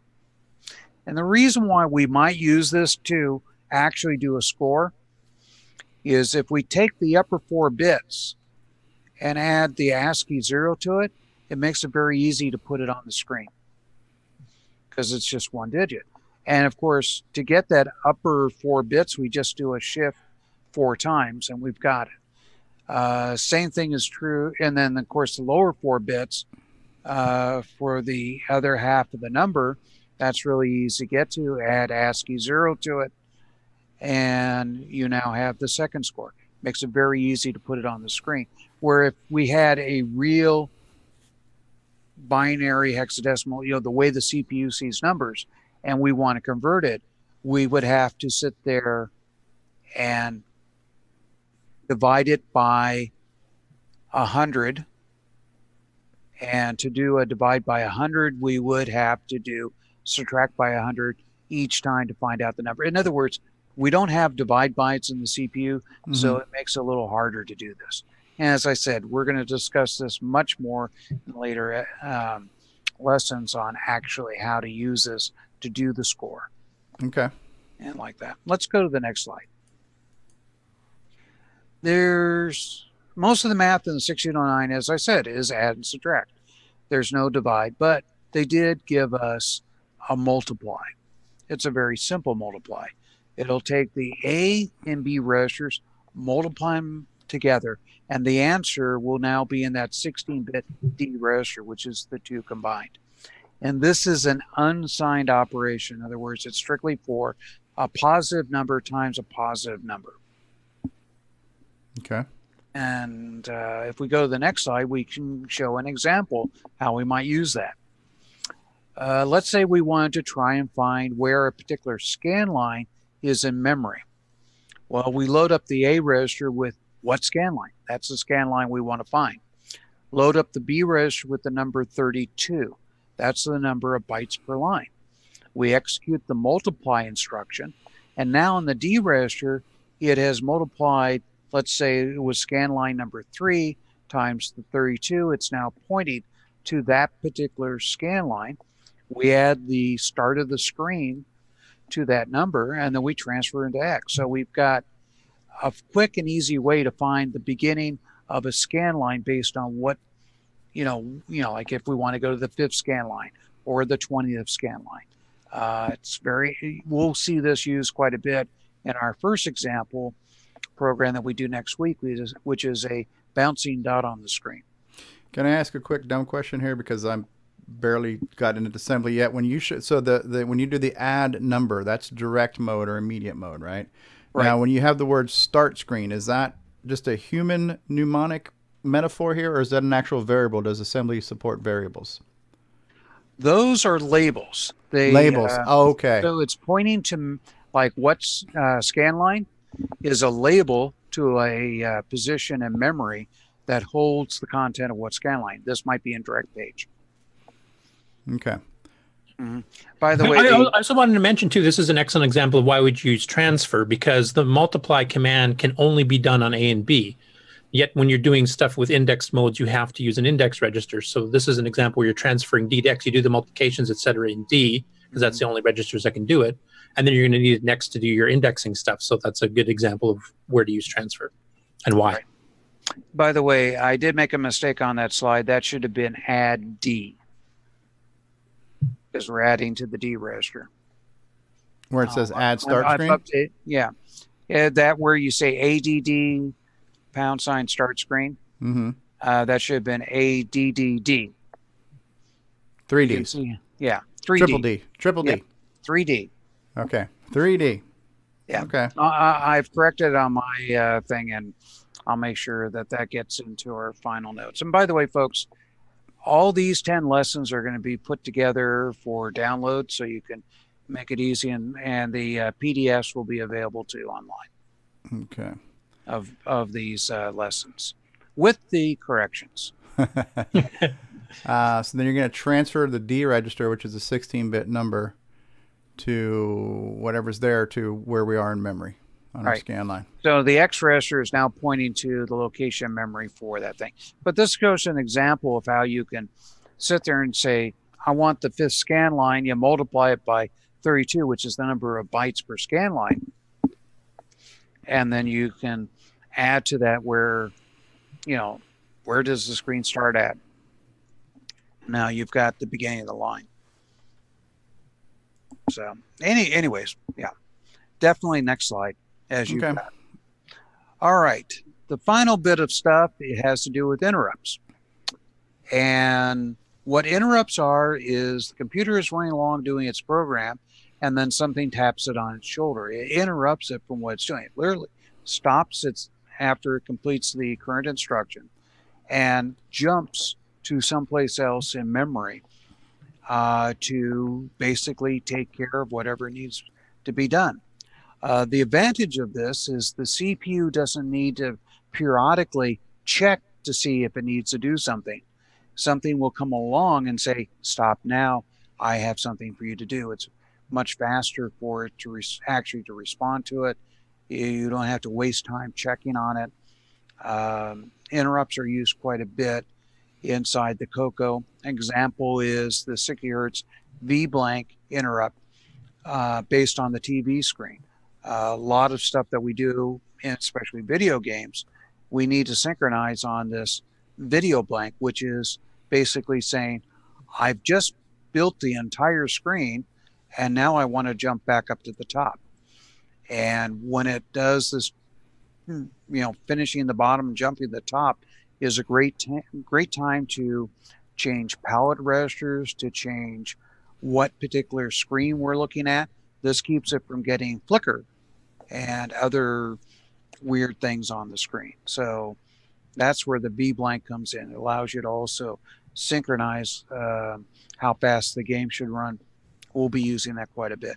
Another example of something we might use it for is the RS-232 data coming off of a cartridge, the RS-232 cartridge.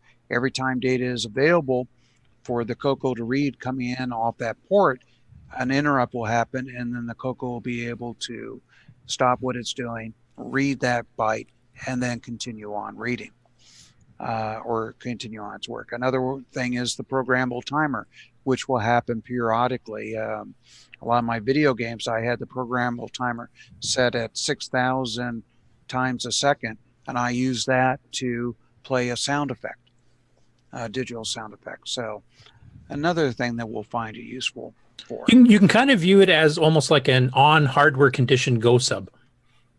I think that's one way to put it, because basically if a certain hardware condition happens, piece of data came available on your modem port, or the timer just triggered on whatever count you have, it'll then go sub like JSR basically to your routine that you tell it to point to and where that interrupt's supposed to go, process whatever you need to do, and then comes back to where your program left off. Curtis, you would definitely explained it as software opposed to hardware. Yeah.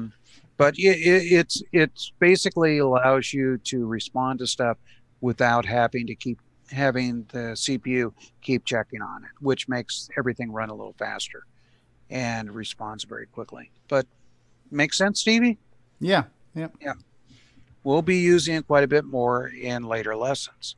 And some of the instructions that are related to the interrupt, synchronize allows you to synchronize to an external event. It basically says, okay, CPU, stop, don't do anything else until I get that interrupt. It allows you to respond extremely quickly for it.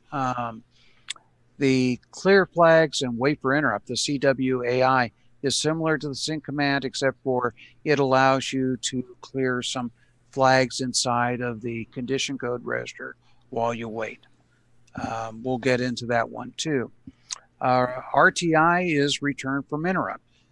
We've seen the RTS, which is used to return from go sub, when you did a call. Well, the RTI allows you to return from the interrupt. It's a little different. It pulls information off the stack, but we're not going to get into the differences right now because you got fast and slow interrupts and like that. And then, of course, what's used a lot in OS 9 is the software interrupt, which is kind of like you stick this in the code and it causes it to go off and do save the state of the processor, do the stuff. It's a software version of this hardware interrupt. But OS 9 definitely uses this to do system calls. Yeah. Right, Curtis? Yeah, or as they're known in modern times, API calls. Yeah. Yep. And once again, we'll get more into these instructions later once we, get into the actual coding like that. And that pretty much completes the instruction overview. We wanted to give you a good foundation of what's inside the CPU. So when we start talking about it in the code that happens in the next session, it gives you a reference to go back on, and you got an idea of what we're trying to accomplish. Because now we're going to actually look at concepts in programming and things that are needed for assembly language, handle the stuff, how to read and write memory, how to set up data structures, and other things that are important. But we will start small because we can't get Stevie to DEFCON 1 and blow us up. We're not going to do Zaxxon on day one. No. But eventually we will have written a game by the time we're done. That's awesome. Hey, Steve, I had some questions that kind of related to Stevie here. I know that it's going to be a little technical here, but maybe you can help me out about the bilateral transfer and the bus available signal. We're not going to be handling that stuff right now. That's hardware related opposed to the instructions. If we have time after this segment or whatever we can discuss that. Oh, okay. Yeah, because that's important for Steve to really to understand that before he programs. Somebody definitely wanted you to go DEFCON 1. Okay. All right. Hey, Paul Thayer just showed up here. All right, cool. Well, that was short and sweet and easy for even me to follow. It's so easy even I can follow it. So, does anybody on our panel have anything to discuss on it? Crickets. Any questions? Crickets. Yeah, Curtis. There's one question in the YouTube chat was asking, can you run more than one 6809 or 6309 simultaneously? And yeah, there are signals on the chip to do that. They're not hooked up on the CoCo for that at the moment. Jim Brain is actually making a prototype board that actually allows you to have multiple CPUs on the same time, but that's kind of beyond the scope of the course at this point.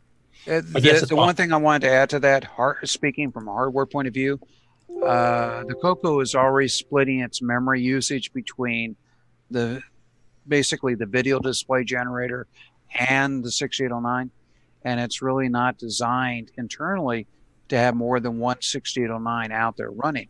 Now, what Jim has done is that particular 6809 has its own memory, so it's off running. It's like a second computer.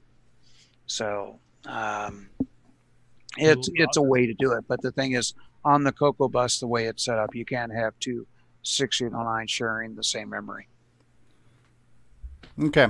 Well, listen, I've got to take a quick biological break here real quick. So I'm going to play a commercial. I do have some questions for you, Seve Bjork, and I also have some questions for the panel and for the people viewing at home too, about, because you've got me thinking a little bit about hex and binary. And when I start my assembly series too, and before you know it, there's going to be so many assembly series, it's going to be like, which one, but I'm wondering, is it worth spending a little bit of time doing kind of like a binary hex and decimal primer? So that would be my question to throw to the panel when I come back from my bathroom break. So I'll be back in just a minute, guys, and thank you, Steve. I do have more questions for you, but we'll be back after these words. And thank you. Yes, you're too kind, and thank you. All right, so we'll be back.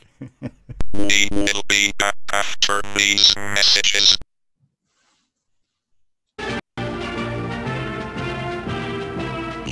Bilateral transfer.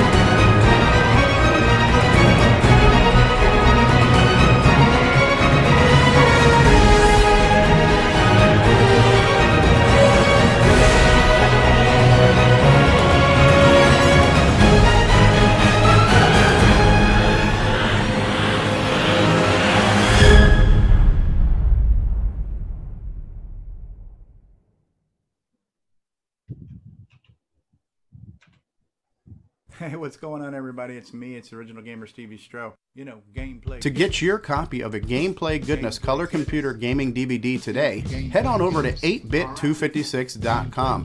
There you will find several DVDs featuring color computer gameplay videos by the Original Gamer Stevie Stroh. So to get your very own copy of a Gameplay Goodness color computer gaming DVD, head on over to the Retro Swag Shop at 8bit256.com. All right, I'm back. And tell them the Original Gamer Stevie Stroh sent you. Take that commercial off. Let the Radio Shack TRS-80 put the world That's of Richard's color favorite song. computing into your home. Instant loading program packs turn any color TV into an exciting game arcade. And there's more.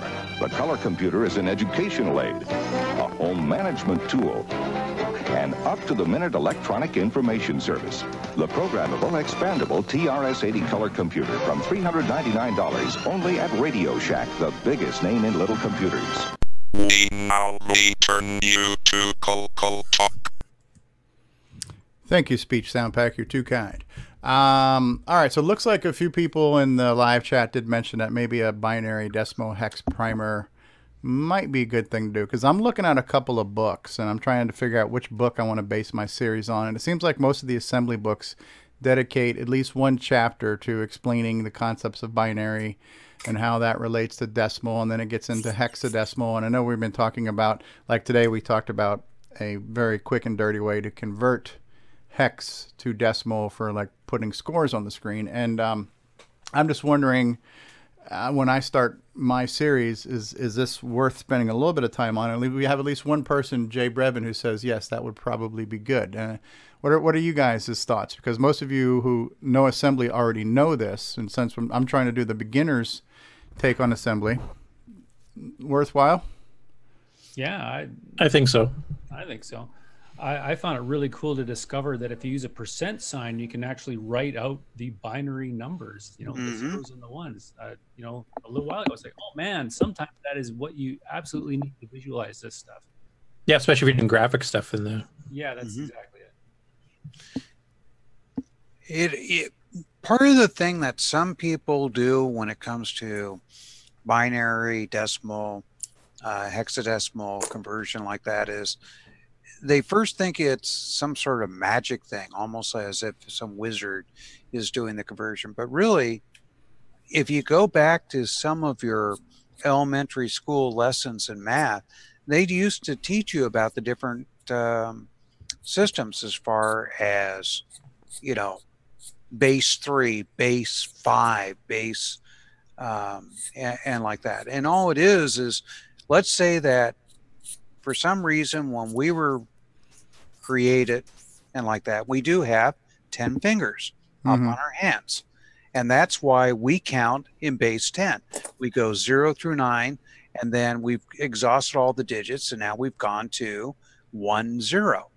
So each digit going out is 10 to the whatever power. It's like you got the ones digit, then you got the tens digits, and then you got the hundreds digit, and like that. And that's all you're doing with decimal is you're representing 10 different factors. Well, in the case of binary, you only have 2 factors, 0 or 1. That's known as base 2. There's only 2 possibilities. So the first digit can represent either 0 or 1, and that's known as the ones digit.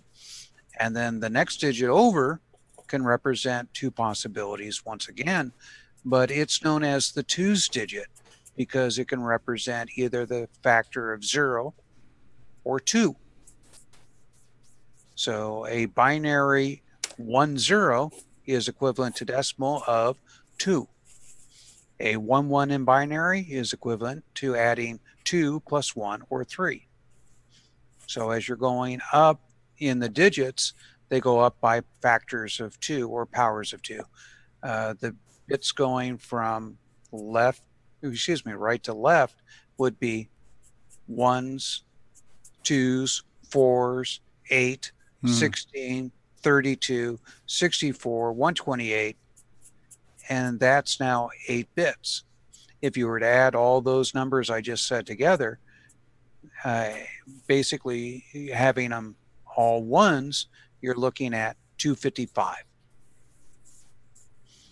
Yeah. So yeah, I think it's definitely something that should probably be done in a visual way too, to show that off. Yeah. So yeah, I think that's and I, actually, speaking of good visuals, I love what Paul Fiscarelli was doing with Long Branch Never, how he had like little, highlighted things with color and stuff like that. So I don't know how he did that with his video editing software. So I'll probably just do a poor man's one with like maybe an Excel spreadsheet. When I used to teach binary for my networking classes, I had a little Excel thing I made where I could turn the things on and off, and it would convert it to decimal for me and show what it looks like. So, but yeah, I think it does need to be visualized a little bit. I could put together a PDF slideshow that does that. Yeah. And do it as a full lesson, but really there's no magic in there. It's just the way numbers work. Yeah. Oh, and so Ken Reighard, best known as being the brother of Jason Reighard, but he's saying that, yeah, most people have 10 fingers unless you're a shop teacher. So, all right. So, yeah, so we got a lot of assembly on the horizon now, and I know we've been talking about this, right? It's going to be good. We want to see more CoCo software, all right? So we have this series here that's been going on. So we've had 10 lessons that have been explaining the processor, explaining the registers, and kind of giving you that base foundation knowledge. Now we're going to get into coding. We've got Paul Fiscarelli, who just started a series, Long Branch Never. And the first episode shows you how to set up your development environment, which I've done. Are you ready for my help? And the second one showed you how to write a little quick assembly program, Hello World. So we got that going on. I'm going to be starting a series 2 where I'm going to go through a book and just do it chapter by chapter and learn assembly and assemble and do some code.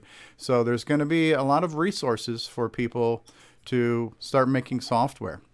Something else I'm going to do as well, because I'm still working in BASIC, because I know it's going to take me a while to learn assembly, and I want to keep moving on Cosmic Aliens. So I'm going to work on phase 2 of Cosmic Aliens. I've decided to do an all-text version of this, and I've decided that while I'm going to do it, I'm going to make this, the development is going to be somewhat episodic, and I'll be sharing the source code and what the programming looks like as I make the game, because I want to share game making progress with people, and I want to get more people involved in wanting to make software. And then I figure as I learn assembly, since I'm doing a very small 512 byte text screen, I can learn small assembly examples and start using assembly language to speed up my basic game as I learn. So I want to have these two things working in parallel. I want to keep working on Cosmic Aliens, and I want to learn assembly. And at some point in time, these two roads will intersect, and I can start adding assembly to the game. So yeah, I have to step away for just a second. My daughter's getting ready for homecoming. I have to help her zip up her dress. So you guys talk amongst yourselves. I'll be right back. So. Why don't you put all of us up on the screen at once? Yep. Can we get back Eric to talk?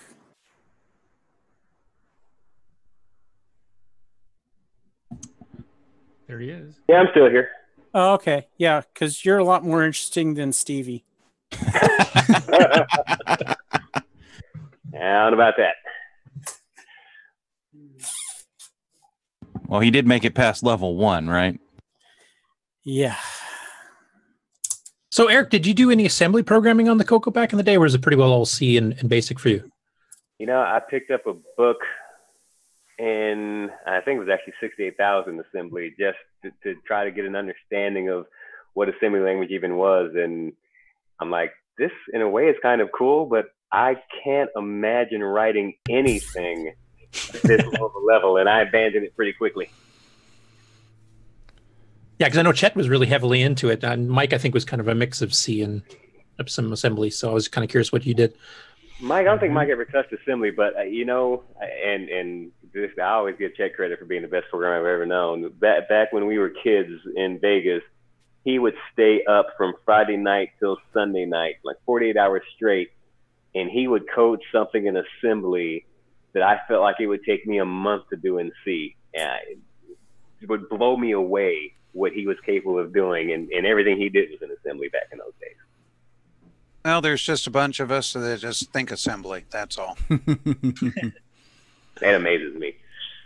Yeah, so Paul, I didn't realize Paul was here too. Hey, Paul, how are you? Paul Fiscarelli. Hey guys, how's it going? Good.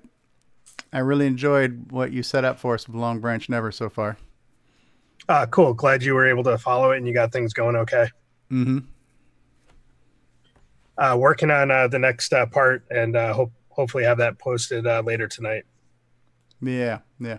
So what I was originally planning on doing with my assembly series way back when was most likely basing it on the William Barden book, because I just heard that that's the good one to do, you know. And then, you know, lately William Barden is basically trying to pull digital copies of that book off of archive sites and stuff. He doesn't want people to have that electronic book anymore. He's got the copyright, and he's trying, you know. And so I want to respect all those wishes, but I still want to incorporate it based on his lessons. And so what I'm going to do is I've got 2 different books. The other guy's name starts with a T. I forgot what it was, but I've got that. That's in the Color Computer Archive too. His last name started with a T-E-H or something. Lawrence Teppold. Teppold, yeah, okay. Yeah. So I'm gonna go through those books and just do a few lessons. I'm gonna just run it through the assembly setup that Paul Fiscarelli has designed for us. So I'm gonna go through both these books and not try to record them, but just go through them and see which ones I like. And then what I'm probably gonna do is I want to try to base it on the William Barden book, but I'm just not gonna show the book. I'll cover some of the material, but I'm just not going to show the pages of the book. So maybe I'll do a highlight of the lesson in a PowerPoint or something like that, and just do the same examples and the same lessons. So for people who have the book or still have a digital copy, they can still follow that book and still follow the same chapters. But just to respect his wishes and his copyrights, I won't show his book in the video, you know. And I think that's the best compromise I can come up with, because I have some people who are giving me legal advice here saying, listen, if you're doing it for educational reasons, you can still show the book and stuff, but I don't know. And I just figure this guy is he's kind of a founding father in a way, and I want to respect his wishes. So I don't want to show off his content, but I want to use the material, because the material I think is probably still worth using. Right. So, have you tried reaching out to him just to see if you'd I reached out to him quite some time ago and I haven't heard back. I reached out to him once, just asking if he'd like to come on the show, and he gotten back to me and sent me his email address and stuff like that. And then again, when I had heard he'd requested to have the book taken off the archive, I reached out again and said, listen, I heard you had this, and I just want to know if it'd be okay if I use it. I just haven't gotten a response, and I've messaged him on Facebook, and I've emailed him on the email address he got me, and I just never got a response, and I haven't pushed the issue. But I just want to take the super high road on this one here, and just I'm just figuring if you contacted him and said, we'd like to use your book as the basis of some lessons, etc. Yeah. And if he does, does not want people to just download the book in electronic copy, if he's still selling it in some way, shape, or form, we could even promote the book. Yeah, and in a way, that's what I will be doing. That I will be promoting the book, but since I don't know and I'm not sure, and I just want to be safe, I'm just not going to show the pages of the book. So. Okay. Bruce Moore here. Yeah. I contacted him as well because I saw in an old Rainbow magazine how he had an update to that book. Okay. With CoCo 3 stuff. Yeah. And I don't remember where I got the email, but I emailed and said, hey, do you have a copy of that? Because I'd like to buy one, of that CoCo 3 version of the book. But again, no response. So not sure what's up there. Which book was it? Is it the TRS-80 assembly language programming? Yeah. Yep. Kind of a blue multicolor. No, the one I'm. That's more brownish, I think, if I remember. Brown. Is it tan? I have talked. Yeah, it's a tan cream color. I've talked to him in the past. Went to lunch with him a couple times. He lives in this area, and maybe I can get a hold of him and ask him whatever you guys want to ask him. Yeah, that'd be good if you can. Yeah, I got 2 or 3 hard copies. So it's TRS-80 Color Computer Assembly Language Programming. Okay. Sold by Radio Shack. The tan one, right? Yeah, tan one by William Barden Jr. Yeah. And this is one of only 2 6809 assembly books that I found that are dedicated to the color computer. There are tons. Like Lawrence Leventhal's got a hardbound book on the 6809 processor. And as much as I want to know the processor, I'm more concerned with how the processor works with CoCo. So we need to understand how to use the SAM, the VDG, the DAC, the SAM, the VDG, the DAC. So I as much as I need to know the 6809, I need to know CoCo hardware too. So there's only 2 books I know of that are CoCo specific with the 6809 assembly, and this one has been the best reviewed as far as everybody saying, yeah, this is the book to do. You know? Yeah, the other one I know of is Dennis Kitts did the tape audiobook version of it. Yeah. Yeah, actually, and he was on the show. We should probably reach out to him and wonder if he's got transcripts, if he's got text transcripts of that, and we could follow it or share. Well, I know he's released the tapes and stuff, and if he's still got the book that went with it, then yeah, I think he was open to making it basically open source at this point. So that might be look at too. Yeah, that might be kind of cool. Well, just remember, if someone doesn't get back to us, we might send Ron Delvaux out to have lunch with them. My understanding is that Dennis sold out of all the hard copies of the book, and anything he has, he published on his server. So he no longer has hard copies of the book or copies of the tape for sale. But there are digital copies, though.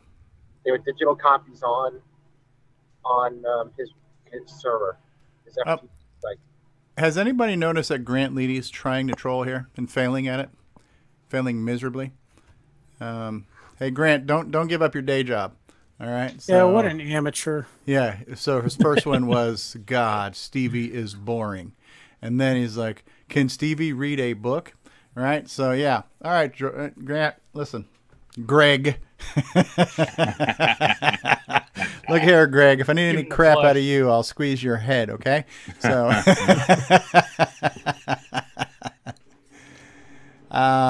yeah, but I'm kind of excited. I think everybody's kind of said this, but 2019 is going to be the year of assembly. There's so many resources now that are going to be available to put it in the hands of people. I think what Seve Bjork has started here and what Paul Fiscarelli is now doing and what I hope to do. You ready to go? All right, you guys talk amongst yourself. I got to take a couple pictures. I'll be right back. Hey, Curtis. Yep.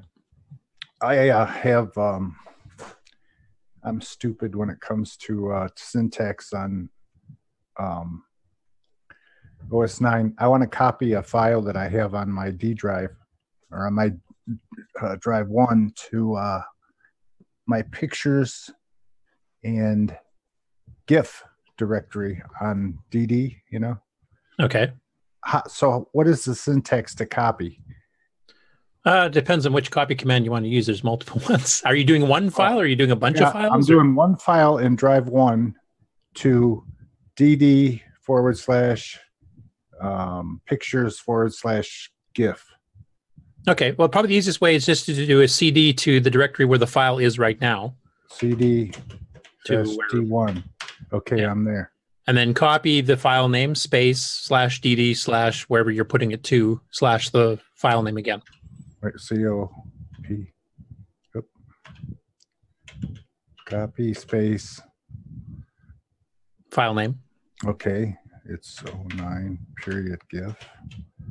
To then space again, and then /DD or wherever drive you're copying it to, and then the path. DD. And then pictures. Yeah, /pictures / whatever you were, GIFs or whatever it was. GIF, yeah. And then / the file name again. Again? Yeah, because it's that you're basically naming the destination file. You can rename it at the same time if you wanted to. That's where I was going wrong. 09 period. Now, there's other copy commands that actually make it a bit easier and handle wildcards and a bunch of things too. So but that's the basic. Nothing after that? Nope. No -W or anything? Nope.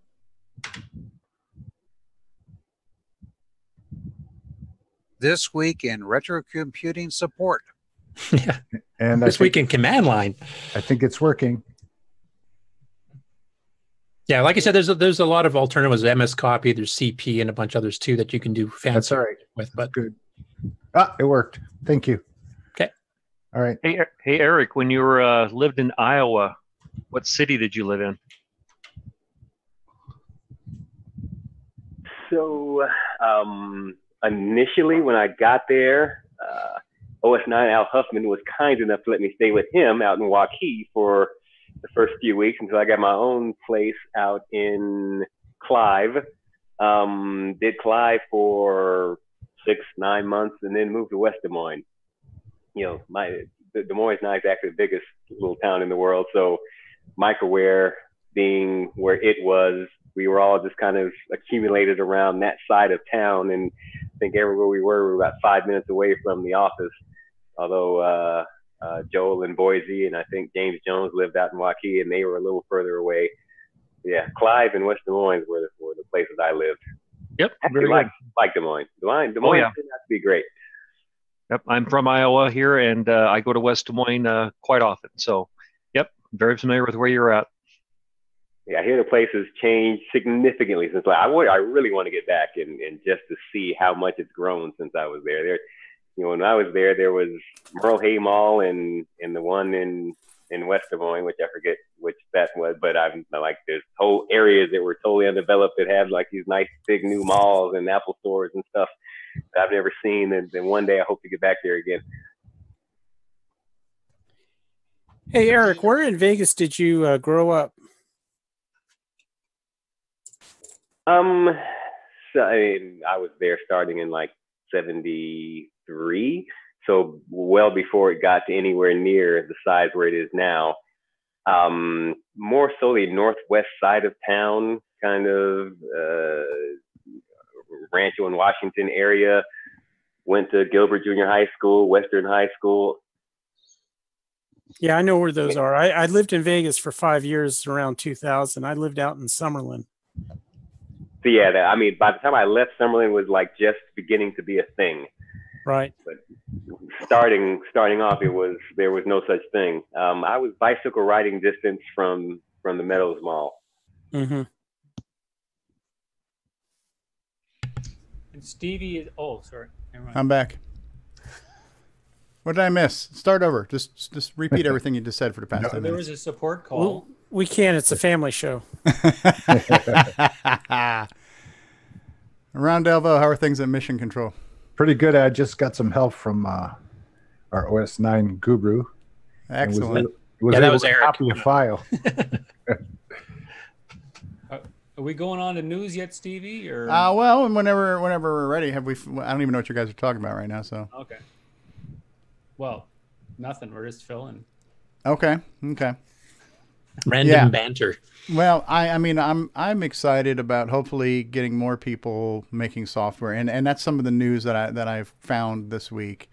And so, on the one hand, you can we can do these assembly series, and pretty soon there's going to be 3 assembly series. You can provide all this information, and what Seve Bjork's going to be leading us towards is making a game starting next week too. But you also, it's the old saying, you can lead a horse to water. So as much as we have all these series, what can we do to actually get people to start programming and making, software and making games? And so I thought that my next phase of Cosmic Aliens, I'm going to actually be developing it as part of the video. So I'm going to be making a development video where, I'm going to do phase 2 of the game. And there's to me, there's 3 benefits to doing this. Number 1, sharing the development process of making a game in BASIC, because BASIC is something anybody can turn on their CoCo and use. So you don't have to create a development environment for BASIC. But number 2, I'm going to be doing it in text mode. And the benefits of doing it in text mode are that this should be very easy to port to the MC10. It can also be ported to the Dragon. So you have 3 different systems it can run on. Doing assembly language data manipulation in text mode is such a small amount of information. We should be able to do some things very quickly. And then the long-term goal is I'm positioning myself for the CoCoVGA version of the game, because that's also in the news that we're going to show some of the updates that Brendan Donahe has shown, where you can have all these really cool, you can make your own little tiles and sprites just using a text character. So by me rewriting Cosmic Aliens to work in text mode, it's really laying the foundation for the CoCoVGA version, which is on my list as well. So I'm gonna hopefully be able to serve a lot of purposes with this next version. Or none at all.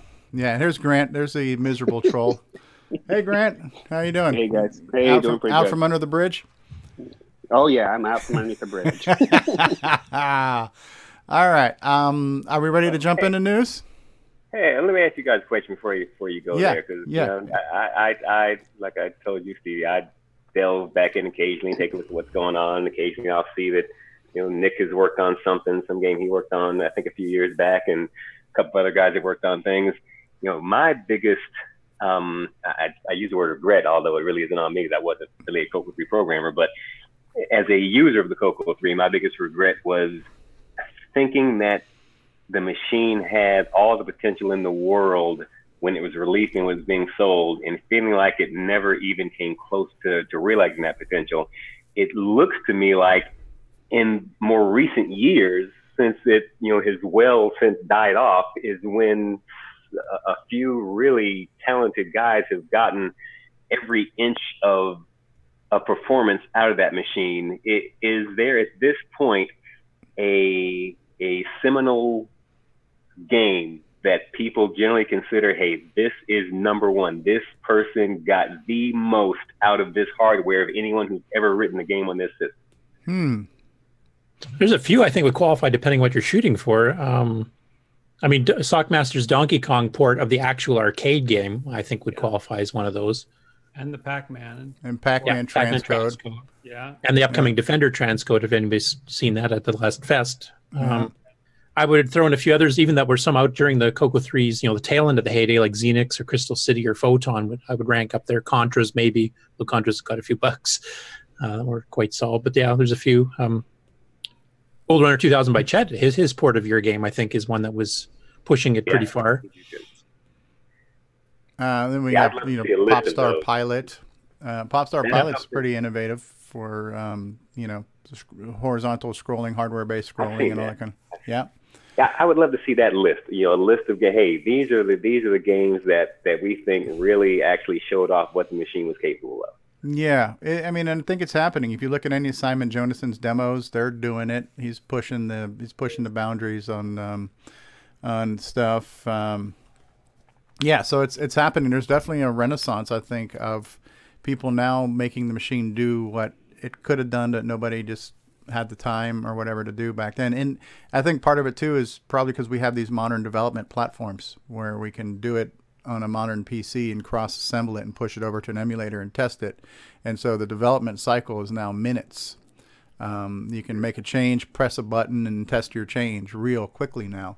And then just thinking, having the time to think about it. I'm sure like Nick has been we're going to go over Nick's blogs, so Nick's been making games for 30 years. And so he just keeps thinking about, well, what would I like to do next? And how can I push myself? And every new Nick Marentes game has got some type of new feature and is better than the last one. So, and Eric, to expand, and this is Paul here, to expand upon what Stevie was just saying, I think a lot of us are here in the community because I, for one, actually feel like we have unfinished business with this system. I mean, there's things that, we're still continuing to show what it can actually do, and to be able to continue to develop and do things, even with today's great technology, that's fine. Anybody can put together the, WoW G-Bang type application, but doing it on an 8-bit platform, that really says something. I mean, that, it's impressive to see what some of these guys are doing right now. Yeah, and another too, and Steve's here too, like Z89, incredible, basically clone of Zaxxon for the CoCo 3, and even Rampage. I think Rob Inman the other night when we were in Discord, he's playing Rampage, and he's like, man, this game is so good, it's so playable. It's one of his favorite CoCo 3 games because it's got all the pieces of the arcade, and that was released back then, So, and especially with Steve's games, some of the commercial games that Radio Shack sold, I mean, they were under deadlines, with Tandy, like this game had to be done by this certain time frame, so they didn't have time to go through and optimize it as much as it could have been, or trying to figure out some wacky technique to get things to run faster, like Sockmaster and Nick and others have since. And since Steve's kind of getting back into the programming side of games too, I'm really interested to see what he can do when he's unrestricted and he doesn't have to hit a deadline in 6 weeks or something like that, like he did on his commercial stuff. Rampage's deadline was 4 weeks. Yeah, I mean, I can't even fathom doing that. When I talked to the guy that did Rescue on Fractals and Cronus Rift, and he did both of those in 10 weeks. He did 6 weeks for the first one, never touched a 689 or a CoCo 3 before in his life. And then he did the first one in 6 weeks, and then the engine on the second one was similar, though a little bit updated, and he did that one in 4. Like, I can't even fathom doing that. Well, these people are maestros. That's like Haydn doing the Messiah, and he apparently did it in 3 weeks. And everybody was like, how did he do that? That whole great big piece of music. These are the these are the major composers, I suppose, for the CoCo. Yeah, yeah. Yeah, I would count Chet in that. I mean, like I remember him telling me stories about being up for 48 hours straight because he was just on a roll and didn't want to shut down to. And to be honest, on Nitrous 9, Bill and I did that a few times too, and we were doing the early versions of Nitrous 9. You'd suddenly get on a roll and things are just working every time. Every time you add something that worked, you weren't trying to debug, you were actually adding speed or features, and we just kept hammering on it for entire weekends too. You know what else is going on here is there's some cross-pollination going on, like Simon Jonason.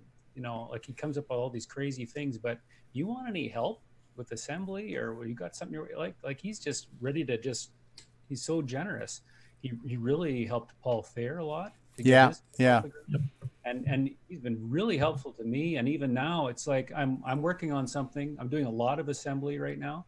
And it's like, I want a background music player. He's like, well, here, let's modify this one a little bit. And here you go. And he's just, as much help as I want, he's giving it to me. It's fabulous, and it's really taking, it's taking my stuff up to another level. And yeah, and you didn't see that much back in the day too, because people were trying to make a living doing this kind of stuff. So you weren't going to reveal how you did it. Like it was all trade secrets or even company secrets if you're doing ports for other companies and stuff. So you things were a lot more restricted then. It's a much more open community now. Yeah, there's a lot more knowledge sharing and crowdsourcing of stuff going on right now. So if you got a question, and like Discord is the place to be, right? So things are happening in Discord all the time. Questions are being asked and being answered. And there's a lot of people behind the scenes too, like William Astle, who makes the LWASM tool that everybody's using. That guy is just such he's a human computer. He's got so much knowledge. And he just shares it with you, and you ask a question and it's just boom, you got it. So you look at the panel, there's a lot of expertise here in the panel, and then there's a lot more on Discord. It's got all this knowledge, and you ask a question, it's there, so the ability to kind of, like Bruce said, cross-pollination and knowledge sharing, and the fact that we're now connected, 21st century technology allows us to be online and sharing information, and the ability to learn and produce is so much quicker now because of technology and because of our connectivity and our kind of human network of information we're sharing. It's amazing. So Eric, can we convince you to come back and write a retro game? Yeah, that would require learning assembly, and can't see it. Well, no, there's the CMOC compiler. There's CMOC compiler, graphic libraries, etc. that you could use. You could go back to the old C days. Yeah. I would never get the kind of performance using C that you guys can get using assembly on it. So I'm just happy to see what the new generation is doing with it. Well, there's going to be 3 series at least on assembly, so you can pick up any one of those. You can always cheat a bit, because that's what I'm doing. I'm doing some raw assembly coding for the stuff that's really fast, and for the stuff that's kind of mundane, I'm using the C Basic 3 compiler. So. And just putting them together. Yeah. All comes out as machine code. How is that C Basic working for? I haven't even tried using that. Is it usable? You know what? It is. It is actually. There are a couple of things that there's some interesting runtime features it has, which I have not been able to get to work. It's only a couple of things, and it's like. So I don't know, is that broken? Have we got a broken version of that? I don't know. So I just stay away from those couple of runtime things. Otherwise, it's working really well. It's generating code that's working fine. I just, use my speedy routines for other things. And I don't know, I think I got the hang of it. Okay. Yeah. Cool. And Eric, actually, the guy that did the C Basic compiler is Bill Vergona from Vegas. Did you know him back in the day? I know Chet did, because him and Chet were kind of... Yeah, he kind of. I think he came to a couple of the user group meetings. He was always kind of a little distant from the rest of the group. He was the big name developer in town at the time, so he didn't mingle with us a whole lot. But I had met him and seen him a couple of times. Oh, so this is the Abe Vigoda guy we're talking about again. Yeah, Bill Vergona.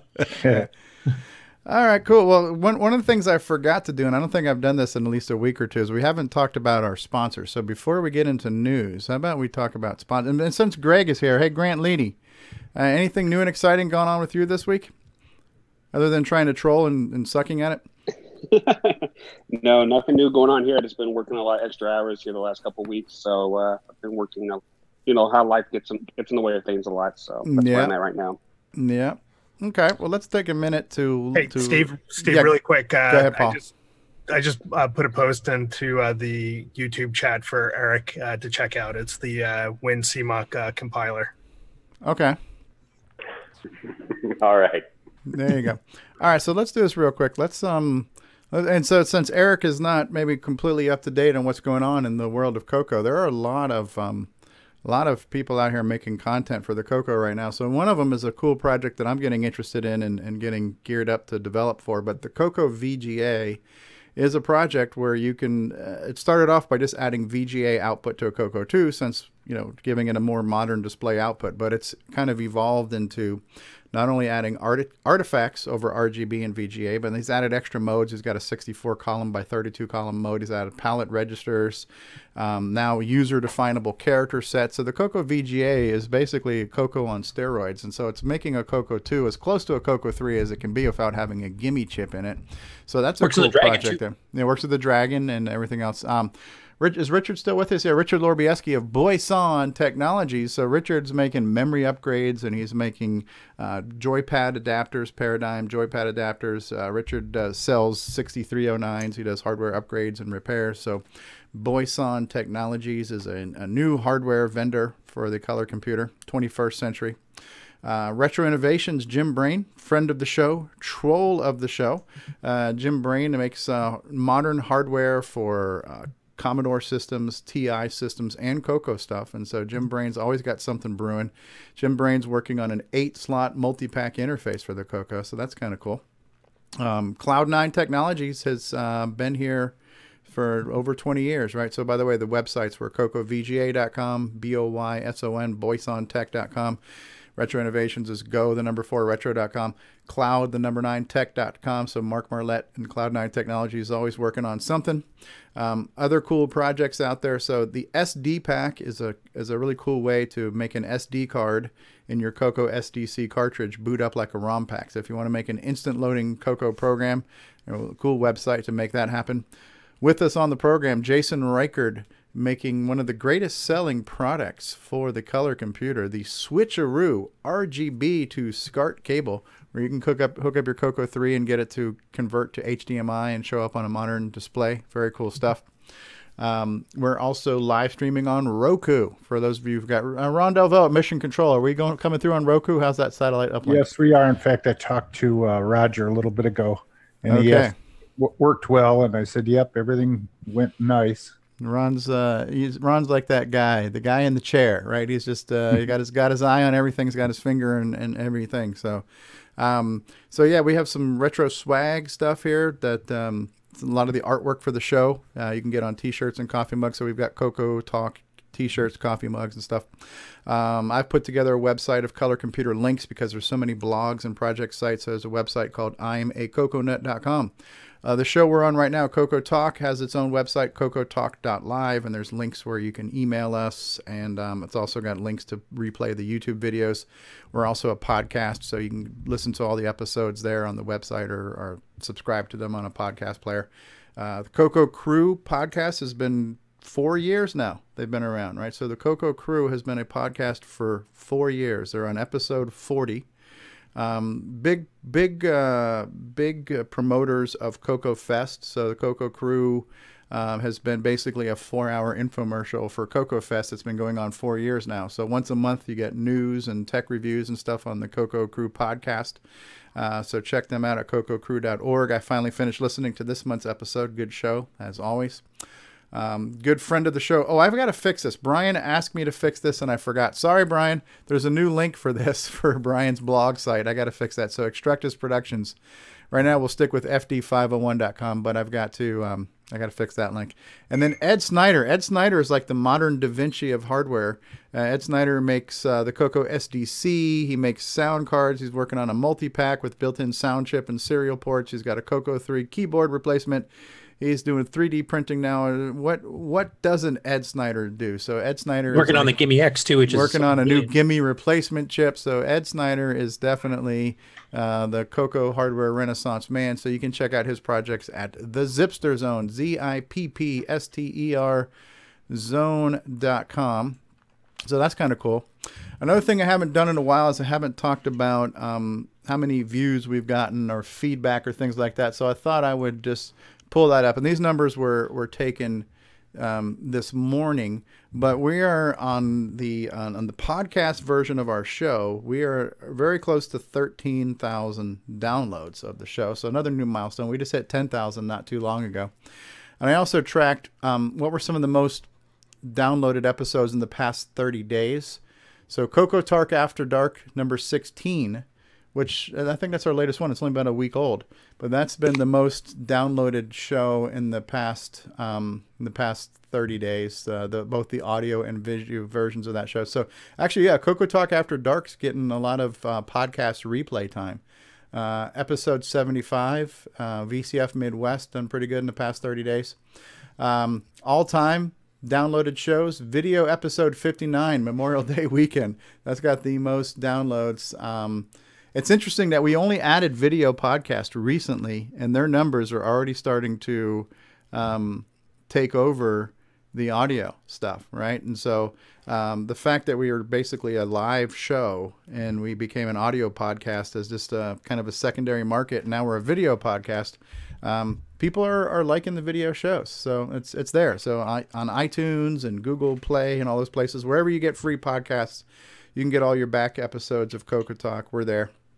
And we got some feedback. So we had a discussion last weekend on CoCoTALK After Dark about adding cartridges and who wants a cartridge. And I know some people are for them, some people are against them. But William Locklear says, I would buy Popstar Pilot on a cartridge for $40. No brainer. Take my money, right? Well, we got into that discussion. And, of course, now we got a response from the CoCo Crew podcast, which I'm assuming is John Linville. And I know Nick Marentes said, listen, I don't want to do a cartridge because I want to keep the price of my software low to the consumer. Nick Marentes is trying to worry about consumer costs, which is great. But one of the things that John Linville or whoever responded from the CoCo Crew, they said, if you want to develop on a cartridge, you don't have to pay that money, right? So they will produce the cartridges for you and sell them for you and just give you the royalty, right? So there is no upfront cost to cartridge production. So just in case anybody wasn't aware of that, that's out there. And then we have William Locklear again, since I agree with you, it would be totally worth the extra cost. He's willing to pay $30 to $40 for a game on a cartridge. So we have at least one other person besides me who says, yeah, I would pay for a cartridge. Now, here's John Linville talking about the price, saying, listen, how much is something, how much do you think people are willing to pay for software? He uses Atari Age as an example. People are buying cartridge games for the Atari 2600, 5200, 7800, Atari 800 systems. So people are buying cartridges for retro systems, and they're not worried about the price of those cartridges. $20, $30, $40 is the average price of a cartridge. I got a comment on a very old video. So John Stinnett commented on the first time I did a review of Dungeons of Daggereth, which is probably one of my more embarrassing videos. But he goes, yeah, that was one of my favorite games. William Locklear again, he just given us a shout out here saying, look, I really like your show. Even if, and he says they might not get a ton of likes on YouTube, whatever, but he's like, I love CoCoTALK episodes. Keep up the good work.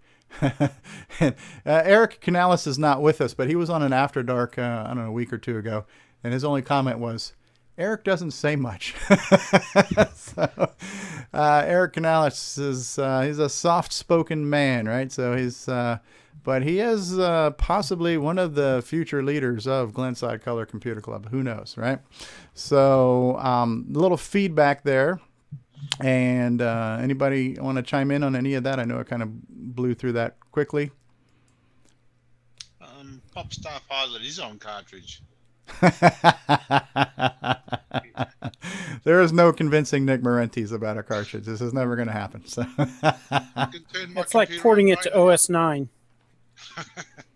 It's on a cartridge. I've got a cartridge. I can unplug it, plug it in, and bring up Popstar Pilot. Everyone has who has a CoCo SDC. Yeah. We're never going to change Nick's mind on that. All right. Well, we're here with some news. Let's hear some Curtis Boyle music.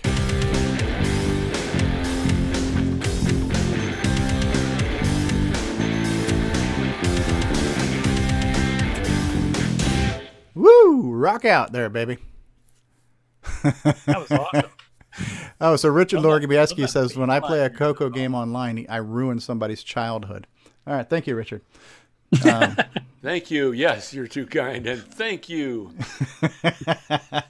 All right. So in the news, as I was mentioning the CoCoVGA project, so Brendan Donahe recently posted to Facebook some pictures of his SG4 editor. So if, for those of you not aware, the CoCo text screen is every character on the screen is made up of what is it, 8 by 12 pixels?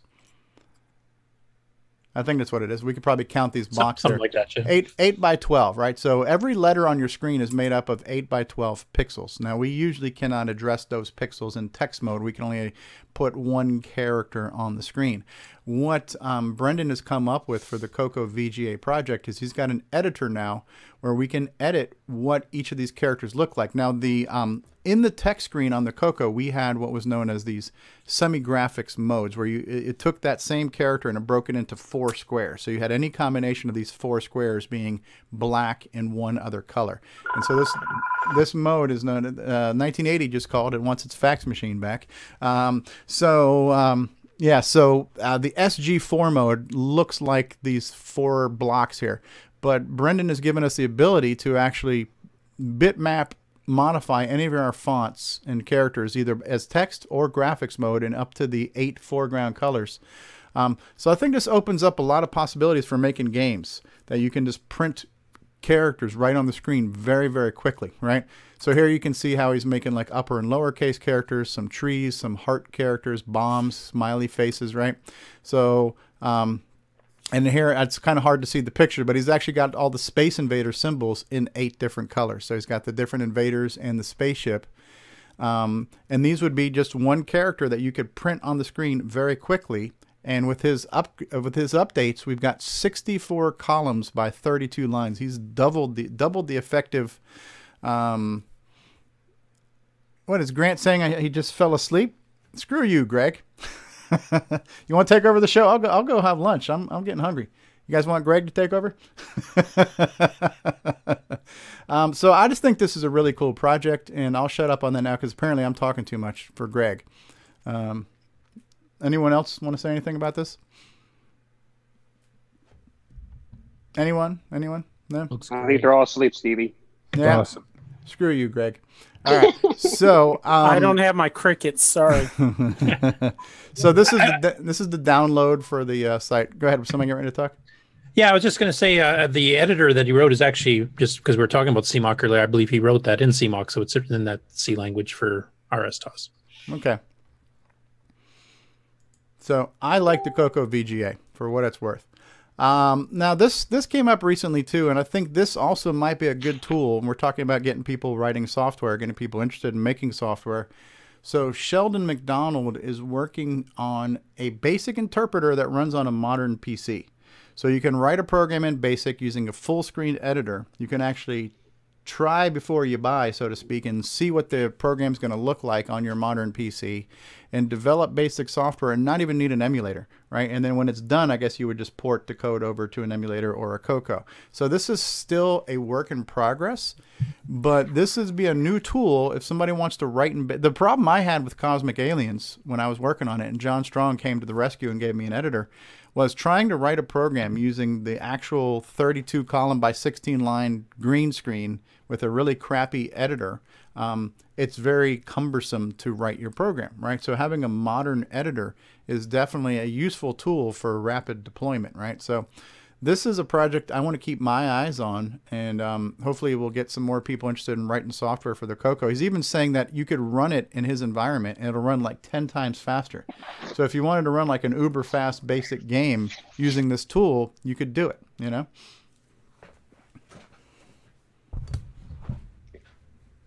Crickets? Cool. Crickets? Nobody cares about that? No, I'm the only one that's excited about that. All right, we're moving on. Greg, you want to host a show? I'll go home. I'm done. I can go. I can press the button. I'll just press the button. I'll go home. Nobody gives a shit right now. All right, so we're just waiting for the DEF CON to kick in. So all right, so DEF CON 2. This one I thought was really cool too. So Paul Shoemaker has been talking about this for a while, but and so he's working on a Wizardy clone called Sorcery, right? And this looks really good. Yeah. And he says he's running this one in BASIC right now, but he's going to work on some assembly routines to speed up his fonts and everything. And it's, again, so we're talking about wanting more games for the CoCo, wanting more software for the CoCo. Well, here's one of them, right?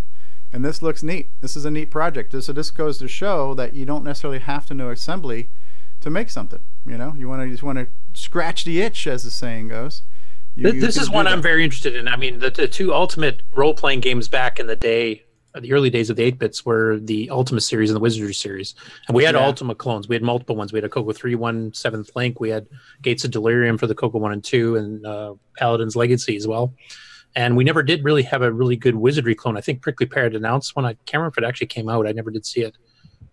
But this is something I definitely would have liked back in the day, and for nostalgia reasons, I'll probably play it. Yeah, modern. Yeah, so that looks kind of cool. So that's a CoCo project in the making. So software is out there. Ed Snider, right? So we talked about Ed Snider. Ed Snider makes hardware for the CoCo, and Ed Snider just recently revealed that he can now print three-dimensional objects, right? So not only is he making circuit boards and inventing space-age technology, Area 51 level stuff for the CoCo, he can now wrap some plastic around it too. So this is one such rendering here. This is his RGB-to-SVIDEO circuit board. Jason, you have this, right? You were showing us off earlier, right? Jason still with us, or is he sleeping? All right. So anyway, so this is one of Ed Snider's little deals here. I think it looks pretty cool. And so who knows what we can expect from the Zipster in the future, right? So 3D printed cases, cats and dogs living in harmony. I'm sorry, can you repeat? What does that do again? What does this is the RGB-to-SVIDEO. Oh, okay, cool. Thank you. Yeah. Greg just woke up. All right. So looks like a garage door opener. Thank you. Yes, you're too kind, and thank you. All right. So doesn't have a clip on the bottom for the visor. Talking about tools for helping to develop. This tool has been around for a while. Simon Jonassen started this, the semi-graphics editor screen, right, where you can basically work on that 32 by 16, 64 by 32 graphics mode, right? So, so Davey Michell just posted that there's an update here. So SGEdit 2.3 is out, and this is what it looks like here. It's just an editor, and you could basically click on a symbol here and just start making CoCo graphics on your screen, right? And so you can pick all your different colors, and you could paint things in here. You could use solid blocks, and so you could very quickly make some CoCo artwork, right? And then it'll save it out and into source code in either BASIC or assembly, where you could then just take that and copy and paste it into your editor and do some software. So it's a nice tool for getting graphics. Did you use this for Forest of Doom, Bruce Moore? That's exactly what I did. Yeah. And of course, that's another from Simon Jonassen, right? Simon Jonassen, and then Davey Mitchell's been just tweaking it a little bit. Yeah. And I may be using it yet. Yeah. So another useful tool to help speed up getting stuff done. Does it support CoCoVGA yet? Like the 6432 rails and stuff? It does not, but I wouldn't imagine that wouldn't be too hard to do. I think the only challenge becomes now, because CoCoVGA has an infinite character set, you know, you could do it with the standard character set, but once you get into custom characters, but yeah, if they add an editor for the individual characters, then you can kind of map out your 128 by 64 screens and stuff. Yeah, yeah, that would be kind of cool. So there's a link. Everything I'm showing you right now, there's a link to in the description of this video. There's also links to this on amacoconut.com. I think this is under resources. So if you go to amacoconut.com, the SGEdit tool is there under resource. So this has been updated, and you notice you can output to assembly, and it would basically create the assembly code here. It's got all the data for what you want to do. You can output it to BASIC, and it writes a little BASIC program with the data and does the DIMMs, and it loads all the data into the screen, and you could just, you know, print it onto your screen. It will output to a comma delimited file, so you can just copy and paste the raw data and use it however you want. It's all in decimal. That's sweet, because you can copy it and save it, and then if you can go back and edit it again, load it up and change stuff later. Yeah. Sweet. And actually, one thing that I think would be nice if I was to put in a feature request would be able to save this as a bin file, where you could just create your things, save them as a bin file, and load them directly into your CoCo. So to be able to download those bin files and drag them onto a virtual floppy would be a nice feature, and not even have to worry about the code. So if you just wanted to make a title screen for your game and you didn't want to have to code it, you could just save it and load it, and poof, it's on the screen. You know. That'd be cool. So yeah, this is a community resource that's been out there, and it's been continuing to be updated. So nice tool. Good job, Simon and Davey. And here we go. Jason Reighard, Jason the CoCo Man, when he got his haul last week, he said, look, I got my MC10 and it's working. It's holding the door open, right? So MC10. There we go. A little MC10 sound drop for you. Perfect. So, it also supports Windows, because Richard has showed us that too. The MC10 will support a window. MC10 Windows support. And another picture here from Jason the CoCo Man Reighard, maker of the Switch-a-Roos. Looks like he's in production for a new round of RGB-to-SVIDEO cables. How's the supply and demand going there, Jason? Is Jason with us? Is this thing on? Hello? Hello? Anyone? Bueller? Jason's not even here, so I'm asking the crickets, right? So there we go. Oops, wrong button. But that's probably how how Richard feels right now. So there we go. There's your crickets. So here we go. RGB-to-SVIDEO cables. So who has the best SCART cables? Is it CoCo Man or is it Poison Tech? No, it's Barry Nelson. Oh, Jesus. Well, that's depending on what you wanted. Didn't Barry do the original design? Barry had the but he never mass produced it. I was the first one that did it. Jason added a switch to his. Mine had the I broke out the audio portion to where you can hook up like an Orchestra 90 or a stereo or something like that would pipe through your HDMI. Yeah. This strikes me as another example of the community kind of, you know, being okay with people taking something and you know, moving it on. You know, Simon did that with his SGEdit, and now somebody else is working on it, and this is just another example. It's awesome. Just wait till Tandy Assembly. I'll take care of Jason. Don't worry. Oh yeah. Whoa! He's gonna pull a Tanya Harding on him there, and that's right. Club him in the hamstring. So maybe we can save Gunstar for a core dump here. So we'll get back to that. But I did enjoy reading this, and what I love about Nick's blogs is they're perfect for me because they're not technical, they're easy, plain English, and they've got lots of pretty pictures, right? So here's Nick showing off his 3-layer graphics on the Gimme. So he's actually one-upped what the 2-layer design was supposed to do. And he gets really into how he's, you know, doing his, filling out his pages and handling his background layer and his sprite layer, and how he's handling clipping where his objects can go off the screen and how he can pan through the screen. So he really explains his process and how he can even overlay text in front of that. So 3-layer graphics, it's a great blog write-up, and maybe Nick can share some more details on that in a core dump here just shortly. So we'll come back to that. But here we go. Here is Eric. I found your original post, Eric. You had posted this back a while ago where you had posted Goldrunner, your GitHub for it, the open source. So I found that link, and there's links to all these in the descriptions. I got a bunch of links for you, Eric, for your websites and your videos and stuff like that. So I found one of your earlier postings on that, the source code for that, the GitHub on that. Now this one's another tool. It's still in the works, but Eric, potential future president of Glenside Canales, is working on an IDE. For those who don't know, it's not just a hard drive technology, but it's also an integrated development environment. So he's going to be working on something to work on CoCo stuff where you can develop software and have it spit out to disk images, the whole 9 yards. So he's kind of talking about his plans for that here. So that will be interesting to see what Eric comes up with this. And so as far as I'm concerned, I guess you can't have too many tools or too many ways to give people choices on how to make software, and people will choose what tool they want to use, right? So, but choices are good, right? So again, another thing that might just, you know, get some more people making software. So that's out there. What else did I have this week? Okay, so this was a big can of worms, right? So this guy was a new member to Facebook, and his first post as a new member was, hey, does anybody here have any information on hidden graphics modes on the Gimme chip? I've heard they held some back so as not to compete with the PC line. So he just started off opening up a big old Gimme can of worms, right? So there's a very long thread about this. Here's Michael Jackson eating some pies of William Carlin's like, yeah, I just want to sit back and watch this happen, right?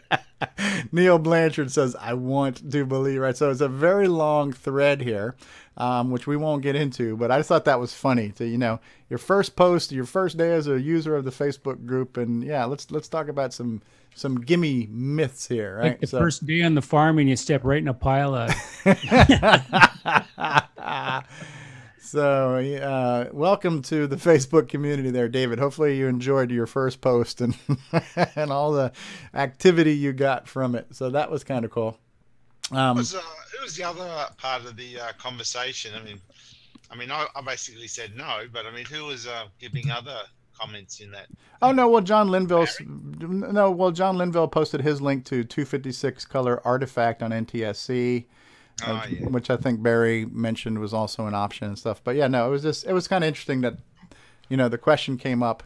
And another thing that was posted this week, I think this was posted by Carlos Camacho, but he posted an article. It's not a new article, but this is basically promoting Basic 09. So if you want to write a program that's going to run faster than your normal color Basic, if you know Basic, and you know, you might want to try Basic 09. And Curtis could probably tell us why it's better, faster, stronger. Lots of reasons. Yeah. So there's an article there. And a late breaking one that Curtis just explained to me this morning, or this afternoon before we went live with the show, but Bosco, right? Steve Bamford, who made Flagon Bird, has been working on a project now, and he's added Game Master cartridge support. So this is using the Tandy sound chip that was on the Tandy 1000. This is a sound chip that's available if somebody wants to produce a cartridge through John Linville's production company, Retro Tinker, but it's also a chip that I guess you could just get and use yourself. So so he's updated his work in progress game to use it, and I think the music sounds really good, so I thought we would go ahead and show this off here. This is showing what you could do with a CoCo if it had a sound chip, right? So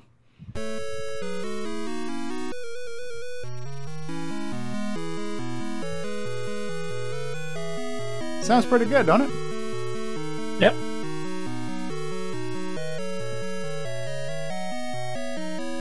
I like his fonts. Yeah, it's a really good usage of P Mode 1, which is actually fairly low res. Yeah. I feel like going out in polka now. Yeah, so great little title screen here. And we'll fast forward to the gameplay here a little bit. Here we go. So we're getting to the gameplay. One day in a faraway island. What happened here? The people just turned into birds. So this looks like a platformer, like a Mario style game to a degree, right?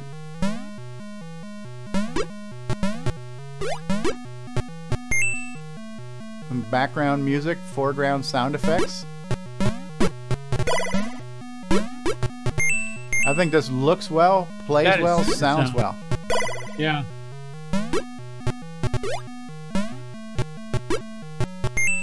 This is really good. Yeah, this is awesome.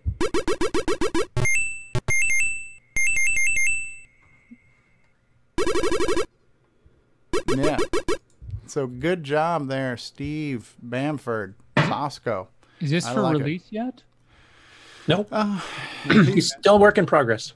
Yeah. Okay. But again, this is one of the things that's happened in Discord, right? So he's got a channel for this, so he's been sharing the development on this. Right. You know, a lot of things happen in Discord. This is one cartridge I'd buy. There you go, right? So, and this is, And all, yep. yeah, and Something this just froze over.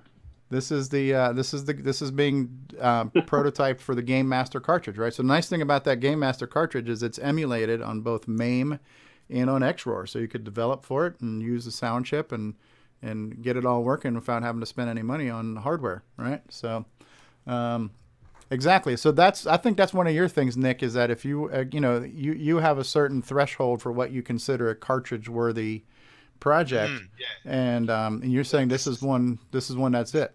That's right. This is a very high level, a high quality game, and it's got the sound chip, and yeah, for that I would buy it on a cartridge. There you go. Well, the technology is out there. The truth is out there, if you want to believe. All right, so how about we save the best for last here now, as we're going to talk about Nick's Gunstar. Why don't we play a little core dump intro graphic here for you, because this is a professional show here, folks. So we're going to talk software development here with Core Dump and Nick Marentes here right after this.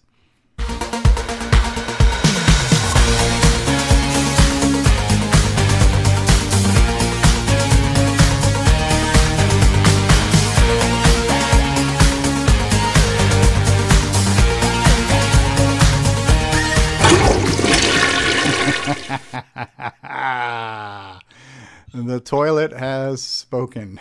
That's right. And well, that's right. So everyone's seen my blog that I posted this week about what I've been doing with Gunstar. And the main thing with this was to get the scrolling working in for the game itself. Basically the whole game engine, or the main game engine. So the idea, I don't know if you can bring up the website so that way I can reference that. Yeah, so I basically talk a bit about the 6309. So that's my new direction now in writing games, switching to the 6309. So I figured that there's enough people out there who have upgraded to a 6309 to run things like Nitrous 9 and all that. There's not many other programs out there, but Nitrous 9 is the main program that people would be upgrading their CoCos to a 6309. So I figured there's enough out there, I might as well use it. And I'm basing Gunstar on a graphics engine that I developed on the TRS-80 Model 1 back in 1984. It was a way of trying to create a logical multiple planes and then have the sprites and overlays and stuff. But on the CoCo, of course, it wasn't really, I couldn't use the same engine because the size of the video display was so much bigger. On the TRS-80, it only took a 1K area of memory, and that was your screen. So doing a lot of copying of screens around wasn't too bad. But on a CoCo, it's just a bit too much RAM, and it'd be just too slow. I did try using... earlier on, I did experiment and try using the stack blasting technique, but it still wasn't quite up there. I just wasn't happy with the speed.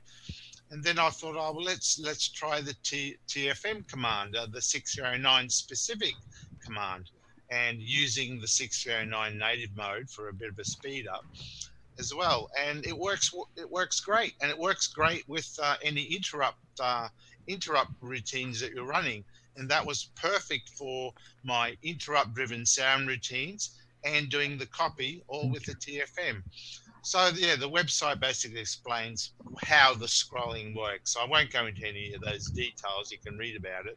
But basically I set up a display which is a bit wider than the display mode that I'm actually going to be using.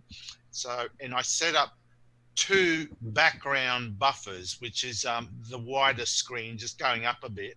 If you scroll up a little bit, yeah, those ones there. So I set up 2 buffers with the screen that I've chosen. What was it? 188 pixels across. So they're not actually modes that get displayed, but they're like in memory as buffers. and I create the scrolling and the backdrops. Well, I'm going to create the backdrops. That's my next part of it. But the idea is I create the backdrop on one of those buffers, and then I copy that entire buffer to a second buffer.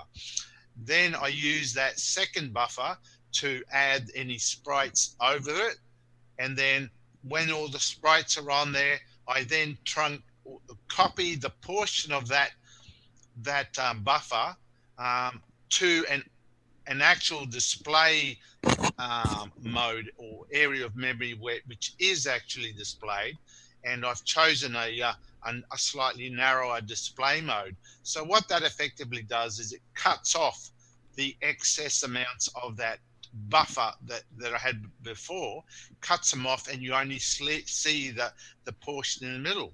So that has a few benefits. I can actually choose what part of the buffer I'm going to display and cut off. So that gives me the flexibility that I can actually move that display left and right. So when playing the game, not only will it all scroll downwards, it will also allow you to fly a bit to the left and move the screen to the left or to the right. So I have got left and right panning as well. And the thing is, the Gimme chip does have a lot of that ability already in it. You do have a horizontal wide display and all that, but the benefits of this engine is that it gives me a bit more flexibility.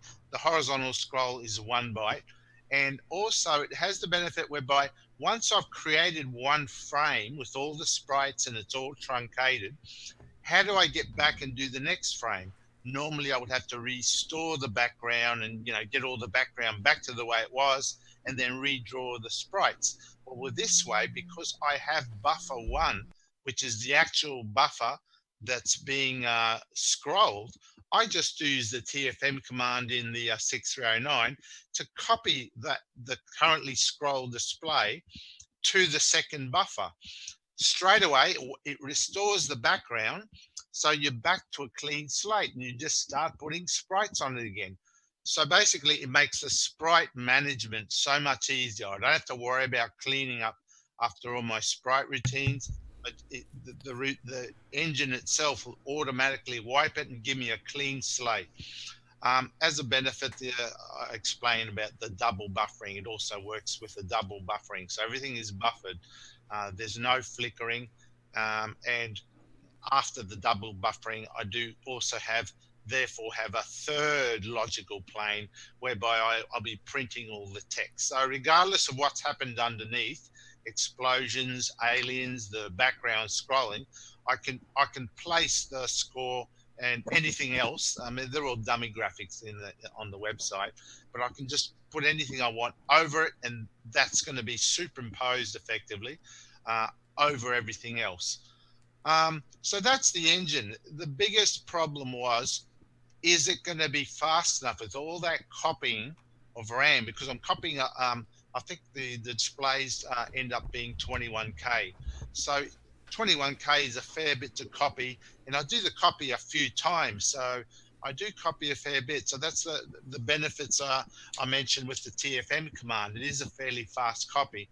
But the benefits of the engine, the fact that I don't have to keep track of the sprite backgrounds, and it's easy to just bring back the background I was working on as a clean frame to start putting the sprites on once they've moved. I'm hoping that the benefits there will outweigh the disadvantages of doing so much copying. The fact it's doing all this copying means I can have a lot of sprites, say, depending on how much time I've still got left. I can actually just load up the screen with as many sprites as I want, knowing that I don't have to clean up after them. So I'm hoping that the game will look pretty, how do you call it? A lot of graphics happening at once. Yeah. Now, this is also happening while my two-channel sound effect interrupt-driven sound routine is working in the background. So whatever time I'm losing because of that, it still is at the moment it's running at a good roughly 20 frames per second, I think I worked out, clip, scrolling the background and doing the sound effects. And the sound effects are the sound effects from my chapter 3, I think it is, on my blog. So they're full on explosions and gunshots and everything. So I'm happy with the speed. When I add the sprites, it may slow things down a bit more, but I think considering the amount of graphics that are going to be moving on the screen and the amount of sound that will be coming out of the game, I'm happy with the results so far. So my next stage is now to replace all that dummy graphics you're seeing on the website and have it actually doing the proper terrain that the game will have. So that means, like Chet said earlier on, he likes to create his own tools, his own sprite editors. That's Eric. Eric, rather. Yeah. That's right. I'm the same. So I'm at the moment writing a tile edit. The creation of the tiles I just do on the, I've got the Amiga and I just draw them up on that. But then I have a map editor, as I call it, which takes those tiles I created, and then it's a palette whereby I can just pick a tile and draw them out on the screen, and I just do the entire landscape terrain. I just create it all. It creates a file, and the game will eventually will print those tiles as the background that you will see scrolled.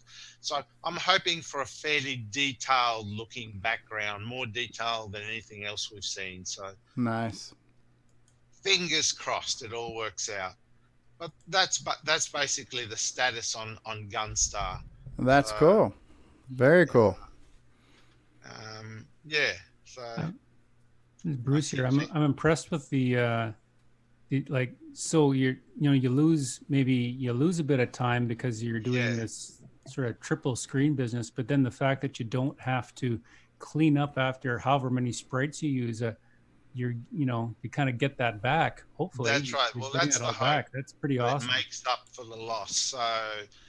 So far, it's looking good, looking and sounding good. I'm just wondering if I'll have enough time to put all the sprites that I want. If not, it's still going to look all right. So, yeah, like we've said before, with every game that you do, you're always trying to be better than the last game. So I'm trying to make it even better than my last game. So, that's a tough act to follow there, but I agree. I say the same thing every game I do, and then when I finish, I say, "Gee, I can do that still a bit better." So yeah, it's always. I don't know if I'll ever get to the peak of the mountain, but that's all right. The journey is a reward. Oh yeah, and all the Ferraris. Yeah. Well, that's right. I got 2 already. So yeah, but I mean, I really like your blogs because I can follow them. Does Bruce Moore have a blog? No, I don't. Okay. Yeah, Stevie actually doesn't read the blogs. He just likes looking at the pictures. And they're pretty pictures, yeah. If you could make a blog coloring book, that would be awesome. It'll have to be paint by numbers, though. So. We should have a CoCoTALK comic book. Oh. Just imagine. That would be cool. Yeah, model it right after those Radio Shack Whiz Kids. Yeah. We could put Stevie in there. Eric's got a little person with him there. Hello, little person. Oh, beautiful. Yeah, only keep her away for so long. Yeah. What a cutie, huh? Future coder. Yeah. Yeah, Rob Inman says Nick Marentes has got that pop star pilot money. So, but hey, Nick, tell Eric. I mean, you sold what are your numbers now roughly on Pop Star Pilot? Close to 200 now, right? Not 200, but about 110. I thought we were well over 150. No, not quite 150. No, it's about 110, 115 maybe. Okay, but a decent number of new software being sold. It's a good number. Cool stuff. Well, thanks for doing that. All right. Well, I do have to try to wrap up the show now fairly quickly, just because I've got a lot of things going on this afternoon with family. So I'm definitely on board for doing an after dark in a couple hours tonight. So if we want to maybe agree to get back together around 9 p.m.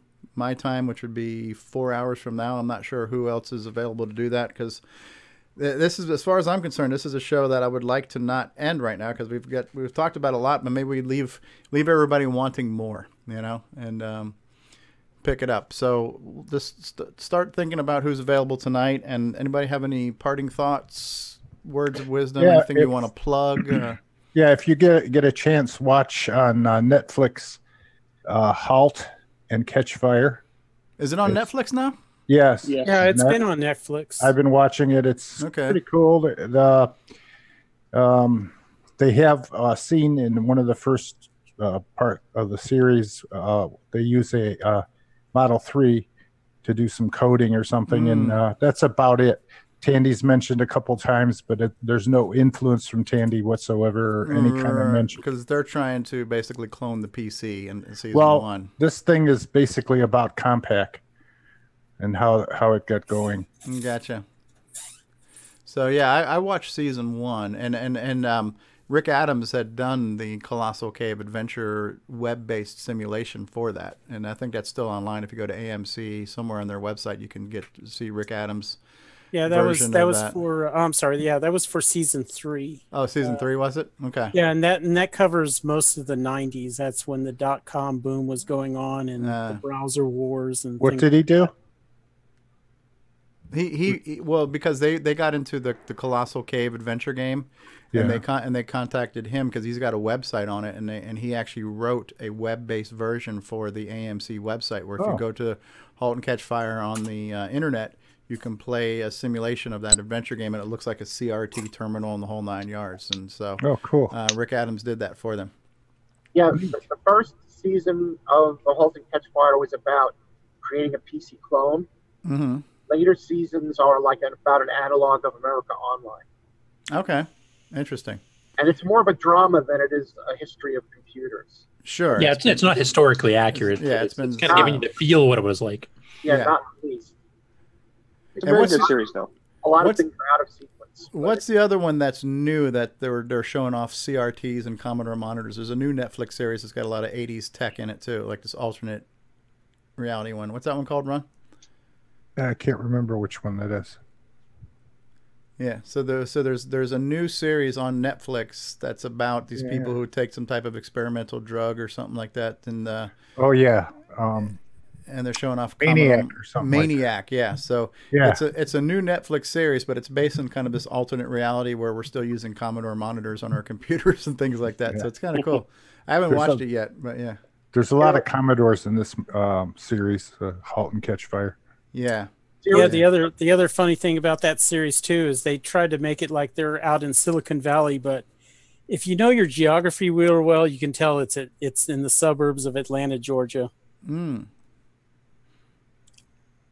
A show that just went off the air is The Americans, and a lot of the computer hardware shown in that show was donated by the VCF.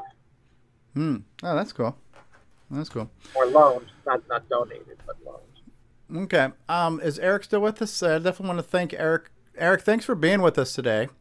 And appreciate it. Appreciate the time. Had a lot of fun. And we do this every week, same time, and we're on Discord all the time. So feel free to stop by Discord anytime. And whenever you got a Saturday free, you want to come in and listen to us old guys talk about this old machine, you're welcome. Don't just show up. Just could you take over the show and host it, please? Have you big shoes to fill. I can manage that.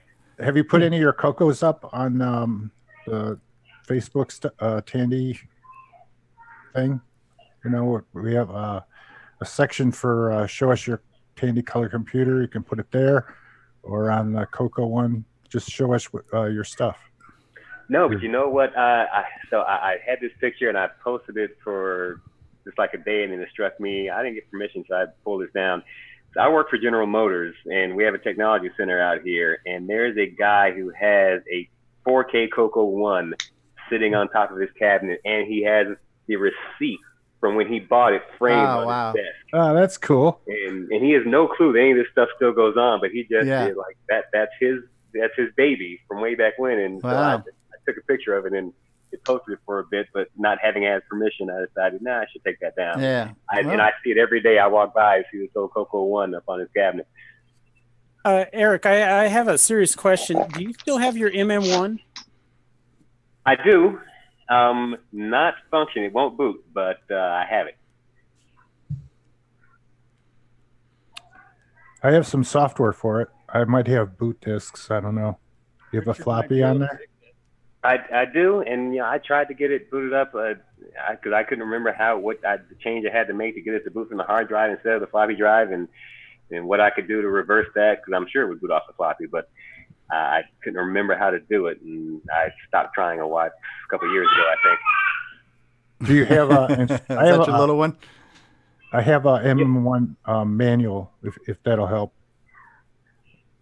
I think we had to, in order to get it to boot off the hard drive, it was some hack that we did, well after it was actually released. So I don't know. It's possible one day I might get it up and running again, but it's still sitting out there. Oh, one of the things I wanted to ask you, Eric, when you were talking about developing your game for the MM1, I know it has some 68,000 series processor, which is the spiritual successor to the CoCo, but what was the graphics and sound hardware like on that machine? It didn't have a gimme, did it? No, it's the 68070 Signetics processor. Same thing that was used in Philips CDI, if I recall. Graphics I don't recall it having any specifically special graphics hardware, no graphics processor like the gimme.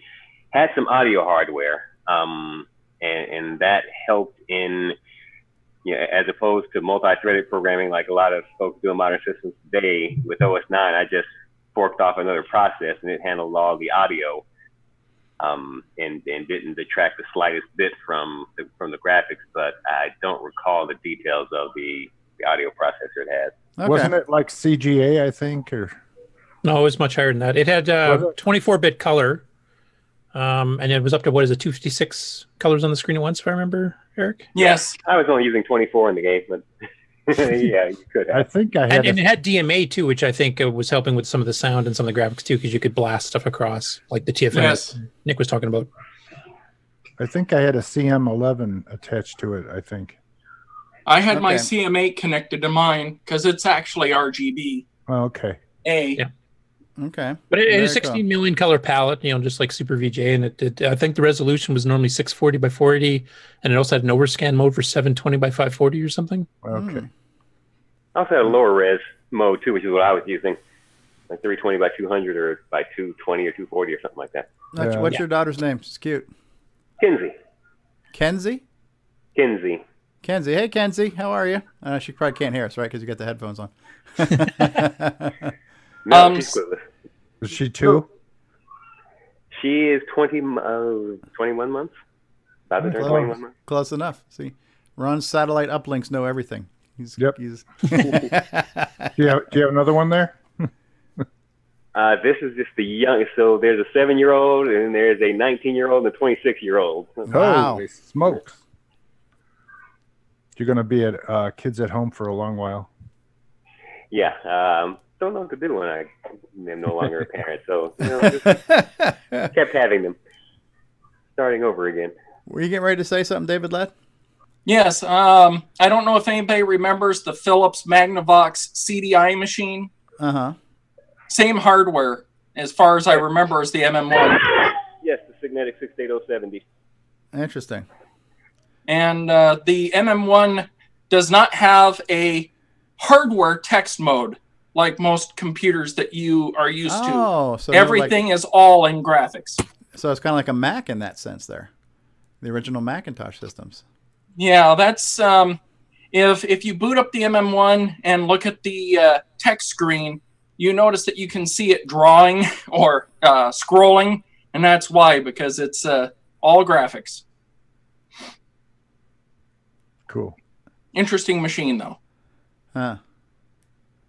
Cool. So Chad in the live chat says, Eric, you should chase up the guys from American Pickers and see if they can find some TRS-80s for us. All right. All right. So, any other parting thoughts before we get ready to wrap up the show? I'll come on tonight, maybe. Okay. Anybody Yeah, else? I move that we have Richard host tonight. Yeah, Okay. I will. Yes. Earlier in the show, you mentioned the 8-bit guy, and he recently posted a question on the Facebook group about getting the CoCo 3 to work with an RGB display. Right. And I think he got it sorted out too. He said he had put it on backwards. The pinout or whatever connector was upside down. Right, So, and that means he's doing. He said he's doing a video on the CoCo 3 coming up. yeah, that's cool. There was a nuclear blast by Bruce Moore. Anybody else in the call be able to join us tonight? We'll have a special host that won't be me, apparently. I'll be there. Paul Fiscarelli, you be able to join us tonight? All right, Cue the crickets. There we go. All right, well, we're going to wrap up this episode of CoCoTALK. 3 hours now. It's a little after 5. But thank you all for being here. Thank you, very special thank you to Eric Crichlow for joining us, and to Kenzie for being here too. Hey, cutie. So, and hopefully you'll join us again in the future, Eric, both on Discord and on this show. You got an open invitation. Jump on anytime. Definitely on Discord. We'll see about making it back here occasionally. And let us know when more levels are available to the game and things like that, especially when you have an Android update, because then I'll get my hands on it. We'll absolutely be announcing that, hopefully sooner rather than later. All right. Well, I'm going to... Let's remind everybody they got a few days left to vote for... yeah, that's right. Voting for Glenside presidents, vice presidents, treasurers, secretary. What's the website for that? Tandylist.com. Tandylist.com, where you can vote for that. Also, I just want, speaking of Tandy, don't forget Tandy Assembly's coming up, so that's tandyassembly.com. We'll plug that a little bit more tonight. I actually got some stuff that Mike Rowan sent me, so I got some commercials and plugs for Tandy Assembly we can play later tonight. So tandylist.com is where you can vote for your next line of officers for the Glenside Color Computer Club. Russia.gov. Russia.gov. It's what's the word called? Collusion. So, right? Yes. So collusion.ru is another website you can go to. All right, guys, I'm going to cue the outro here, and we'll be back. We'll be back again tonight, hopefully too. So stay tuned.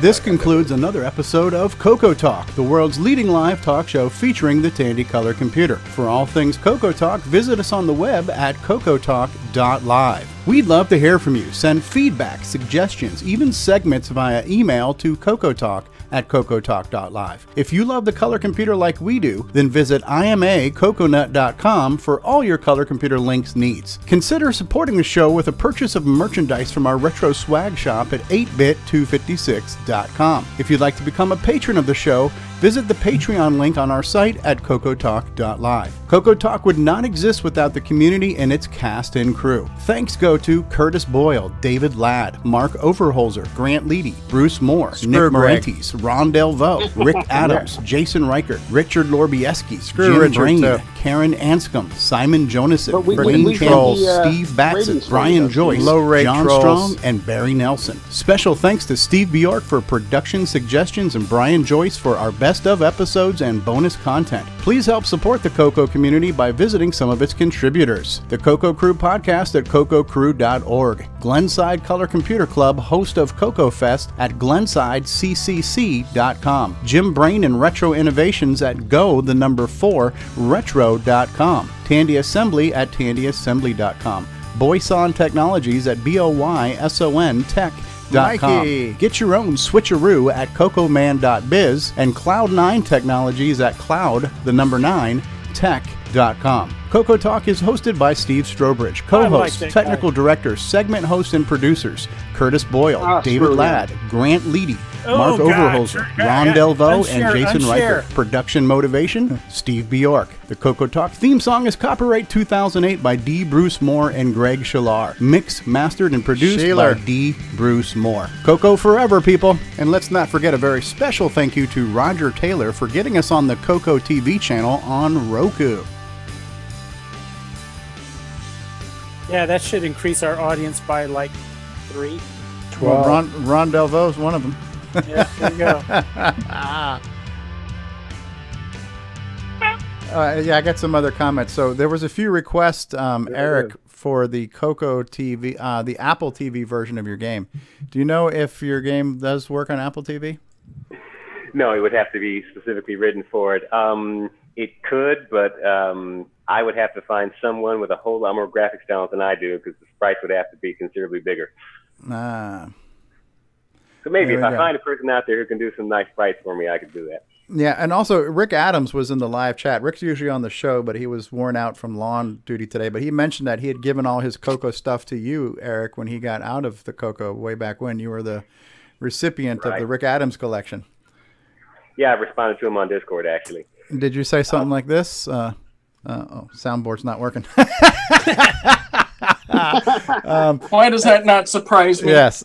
In the live chat, we had Davey Michell, Nick Marotta, Rick Adams, Curtis Boyle, Jay Brevin, Rick Adams, Rob Inman was here, Solstice was here, Nick Marotta. Did I mention Nick Marotta in the live chat? Rick Adams, Chad Edward Cunnington was in here, Nick Marentes' neighbor. Paul Thayer was in the live chat. Rob Inman. Ken Reighard, best known as the brother of Jason Reighard, also hosting of the Can Make It YouTube channel, also maker of the over-the-top LED light show for the Mug of Douchery that we saw at CoCo Fest this year. Paul Thayer, Dr. X 0079 was in here. Did I mention Nick Marotta was in the live chat? Curtis Boyle was in the live chat. Davey Michell was here. Jay Brevin. Sheldon MacDonald was here. He had a farm, I think, right? So, E-I-E-I-O. Dr. X. Who else was in the live chat? All kinds of people in the live chat today. I think we peaked at I don't know, high 20s on our viewers, and so we're just taking the world by storm here. Richard Lorbieski in the live chat. Grant Leedy fell asleep, apparently. Chris Peterson was here. So many people in the live chat. Al Hartman in the live chat. Chris Peterson in the live chat. I think we mentioned Nick Marotta, Richard Lorbieski, Nick Marotta. All right. And so good. A lot of people watched us today. Thank you for all who watched us. Thank you. Yes, you're too kind. And thank you. All right. So a little bit more outro here before we actually end the show. Hi, this is Antonio Jimenez, author of such projects such as the Stevie Throw Devil and the SD Pack. And you're watching CoCoTALK. 3, 2, go. I'm behind you making faces. Okay. Do you have a script? You're rolling, Curtis. You say whatever the hell you want to say. Well, give me some kind of guideline. Hi, this is Curtis Boyle. Hey, this is Eric, and you're listening to CoCoTALK. All right, we're rolling. You say whatever you want to say, David. David. No! Nation, world, sweetie. Weekly, any computer. Something like that. Hi, I'm Tim. Playing Daggerith like that idiot from the book. You're watching CoCoTALK. Thank you, David. Now get back up there for 1 second. David What? Let's get some DriveWire, TTL, ESP. No, we don't really, Stevie. Really? Hi, it's Curtis Boyle, part of the CoCoTALK crew of people. Hi, we're on Elbow Timberman. To experience CoCo Fest, you must come. Do you need this? I brought the only working MC10. I could not get. Couldn't get a grant. By certain someone you know. Oh well. The world's leading weekly CoCoTALK show. Yeah, something like that. Hi, this is Rick Adams, and I'm the author of Temple of Brahm, Shanghai, and now Bomb Threat, and you're listening to Stevie Throw on CoCoTALK. 8-slot MPI, floppy drive, CoCo SDC, Sound Speech Pack, Orchestra 90, RS-232 Pack, Modem Pack, Super IDE. You start adding all those together if you want them all usable at the same time. Well, guess what? You just went over the 4-slot MPI. Ladies and gentlemen, that was David Ladd. Really? Come on. Yep. Yes, you're too kind, and thank you. Oh, man. And by the way, Ron Delvaux showed off his MC10. Right. Stevie, we're going to have to make sure that soundboard stops working. What's that? David Ladd. kind. All right, it's time to push the button in this one, Frank. We're going to sign off now. Bye, everyone. All right, so that's a wrap, and I just want to say in closing that... That's all, folks. Thank you. Yes, you're too kind, and thank you. Say goodnight, everybody. Good night, everybody. Good night, everybody. See you later. All right, Good night, everyone. We're We'll pressing see the button. you tomorrow. We'll see you tonight at 9 p.m. Eastern. All right, guys. Take care for some more After Dark. Thank you. Yes, you're too kind, and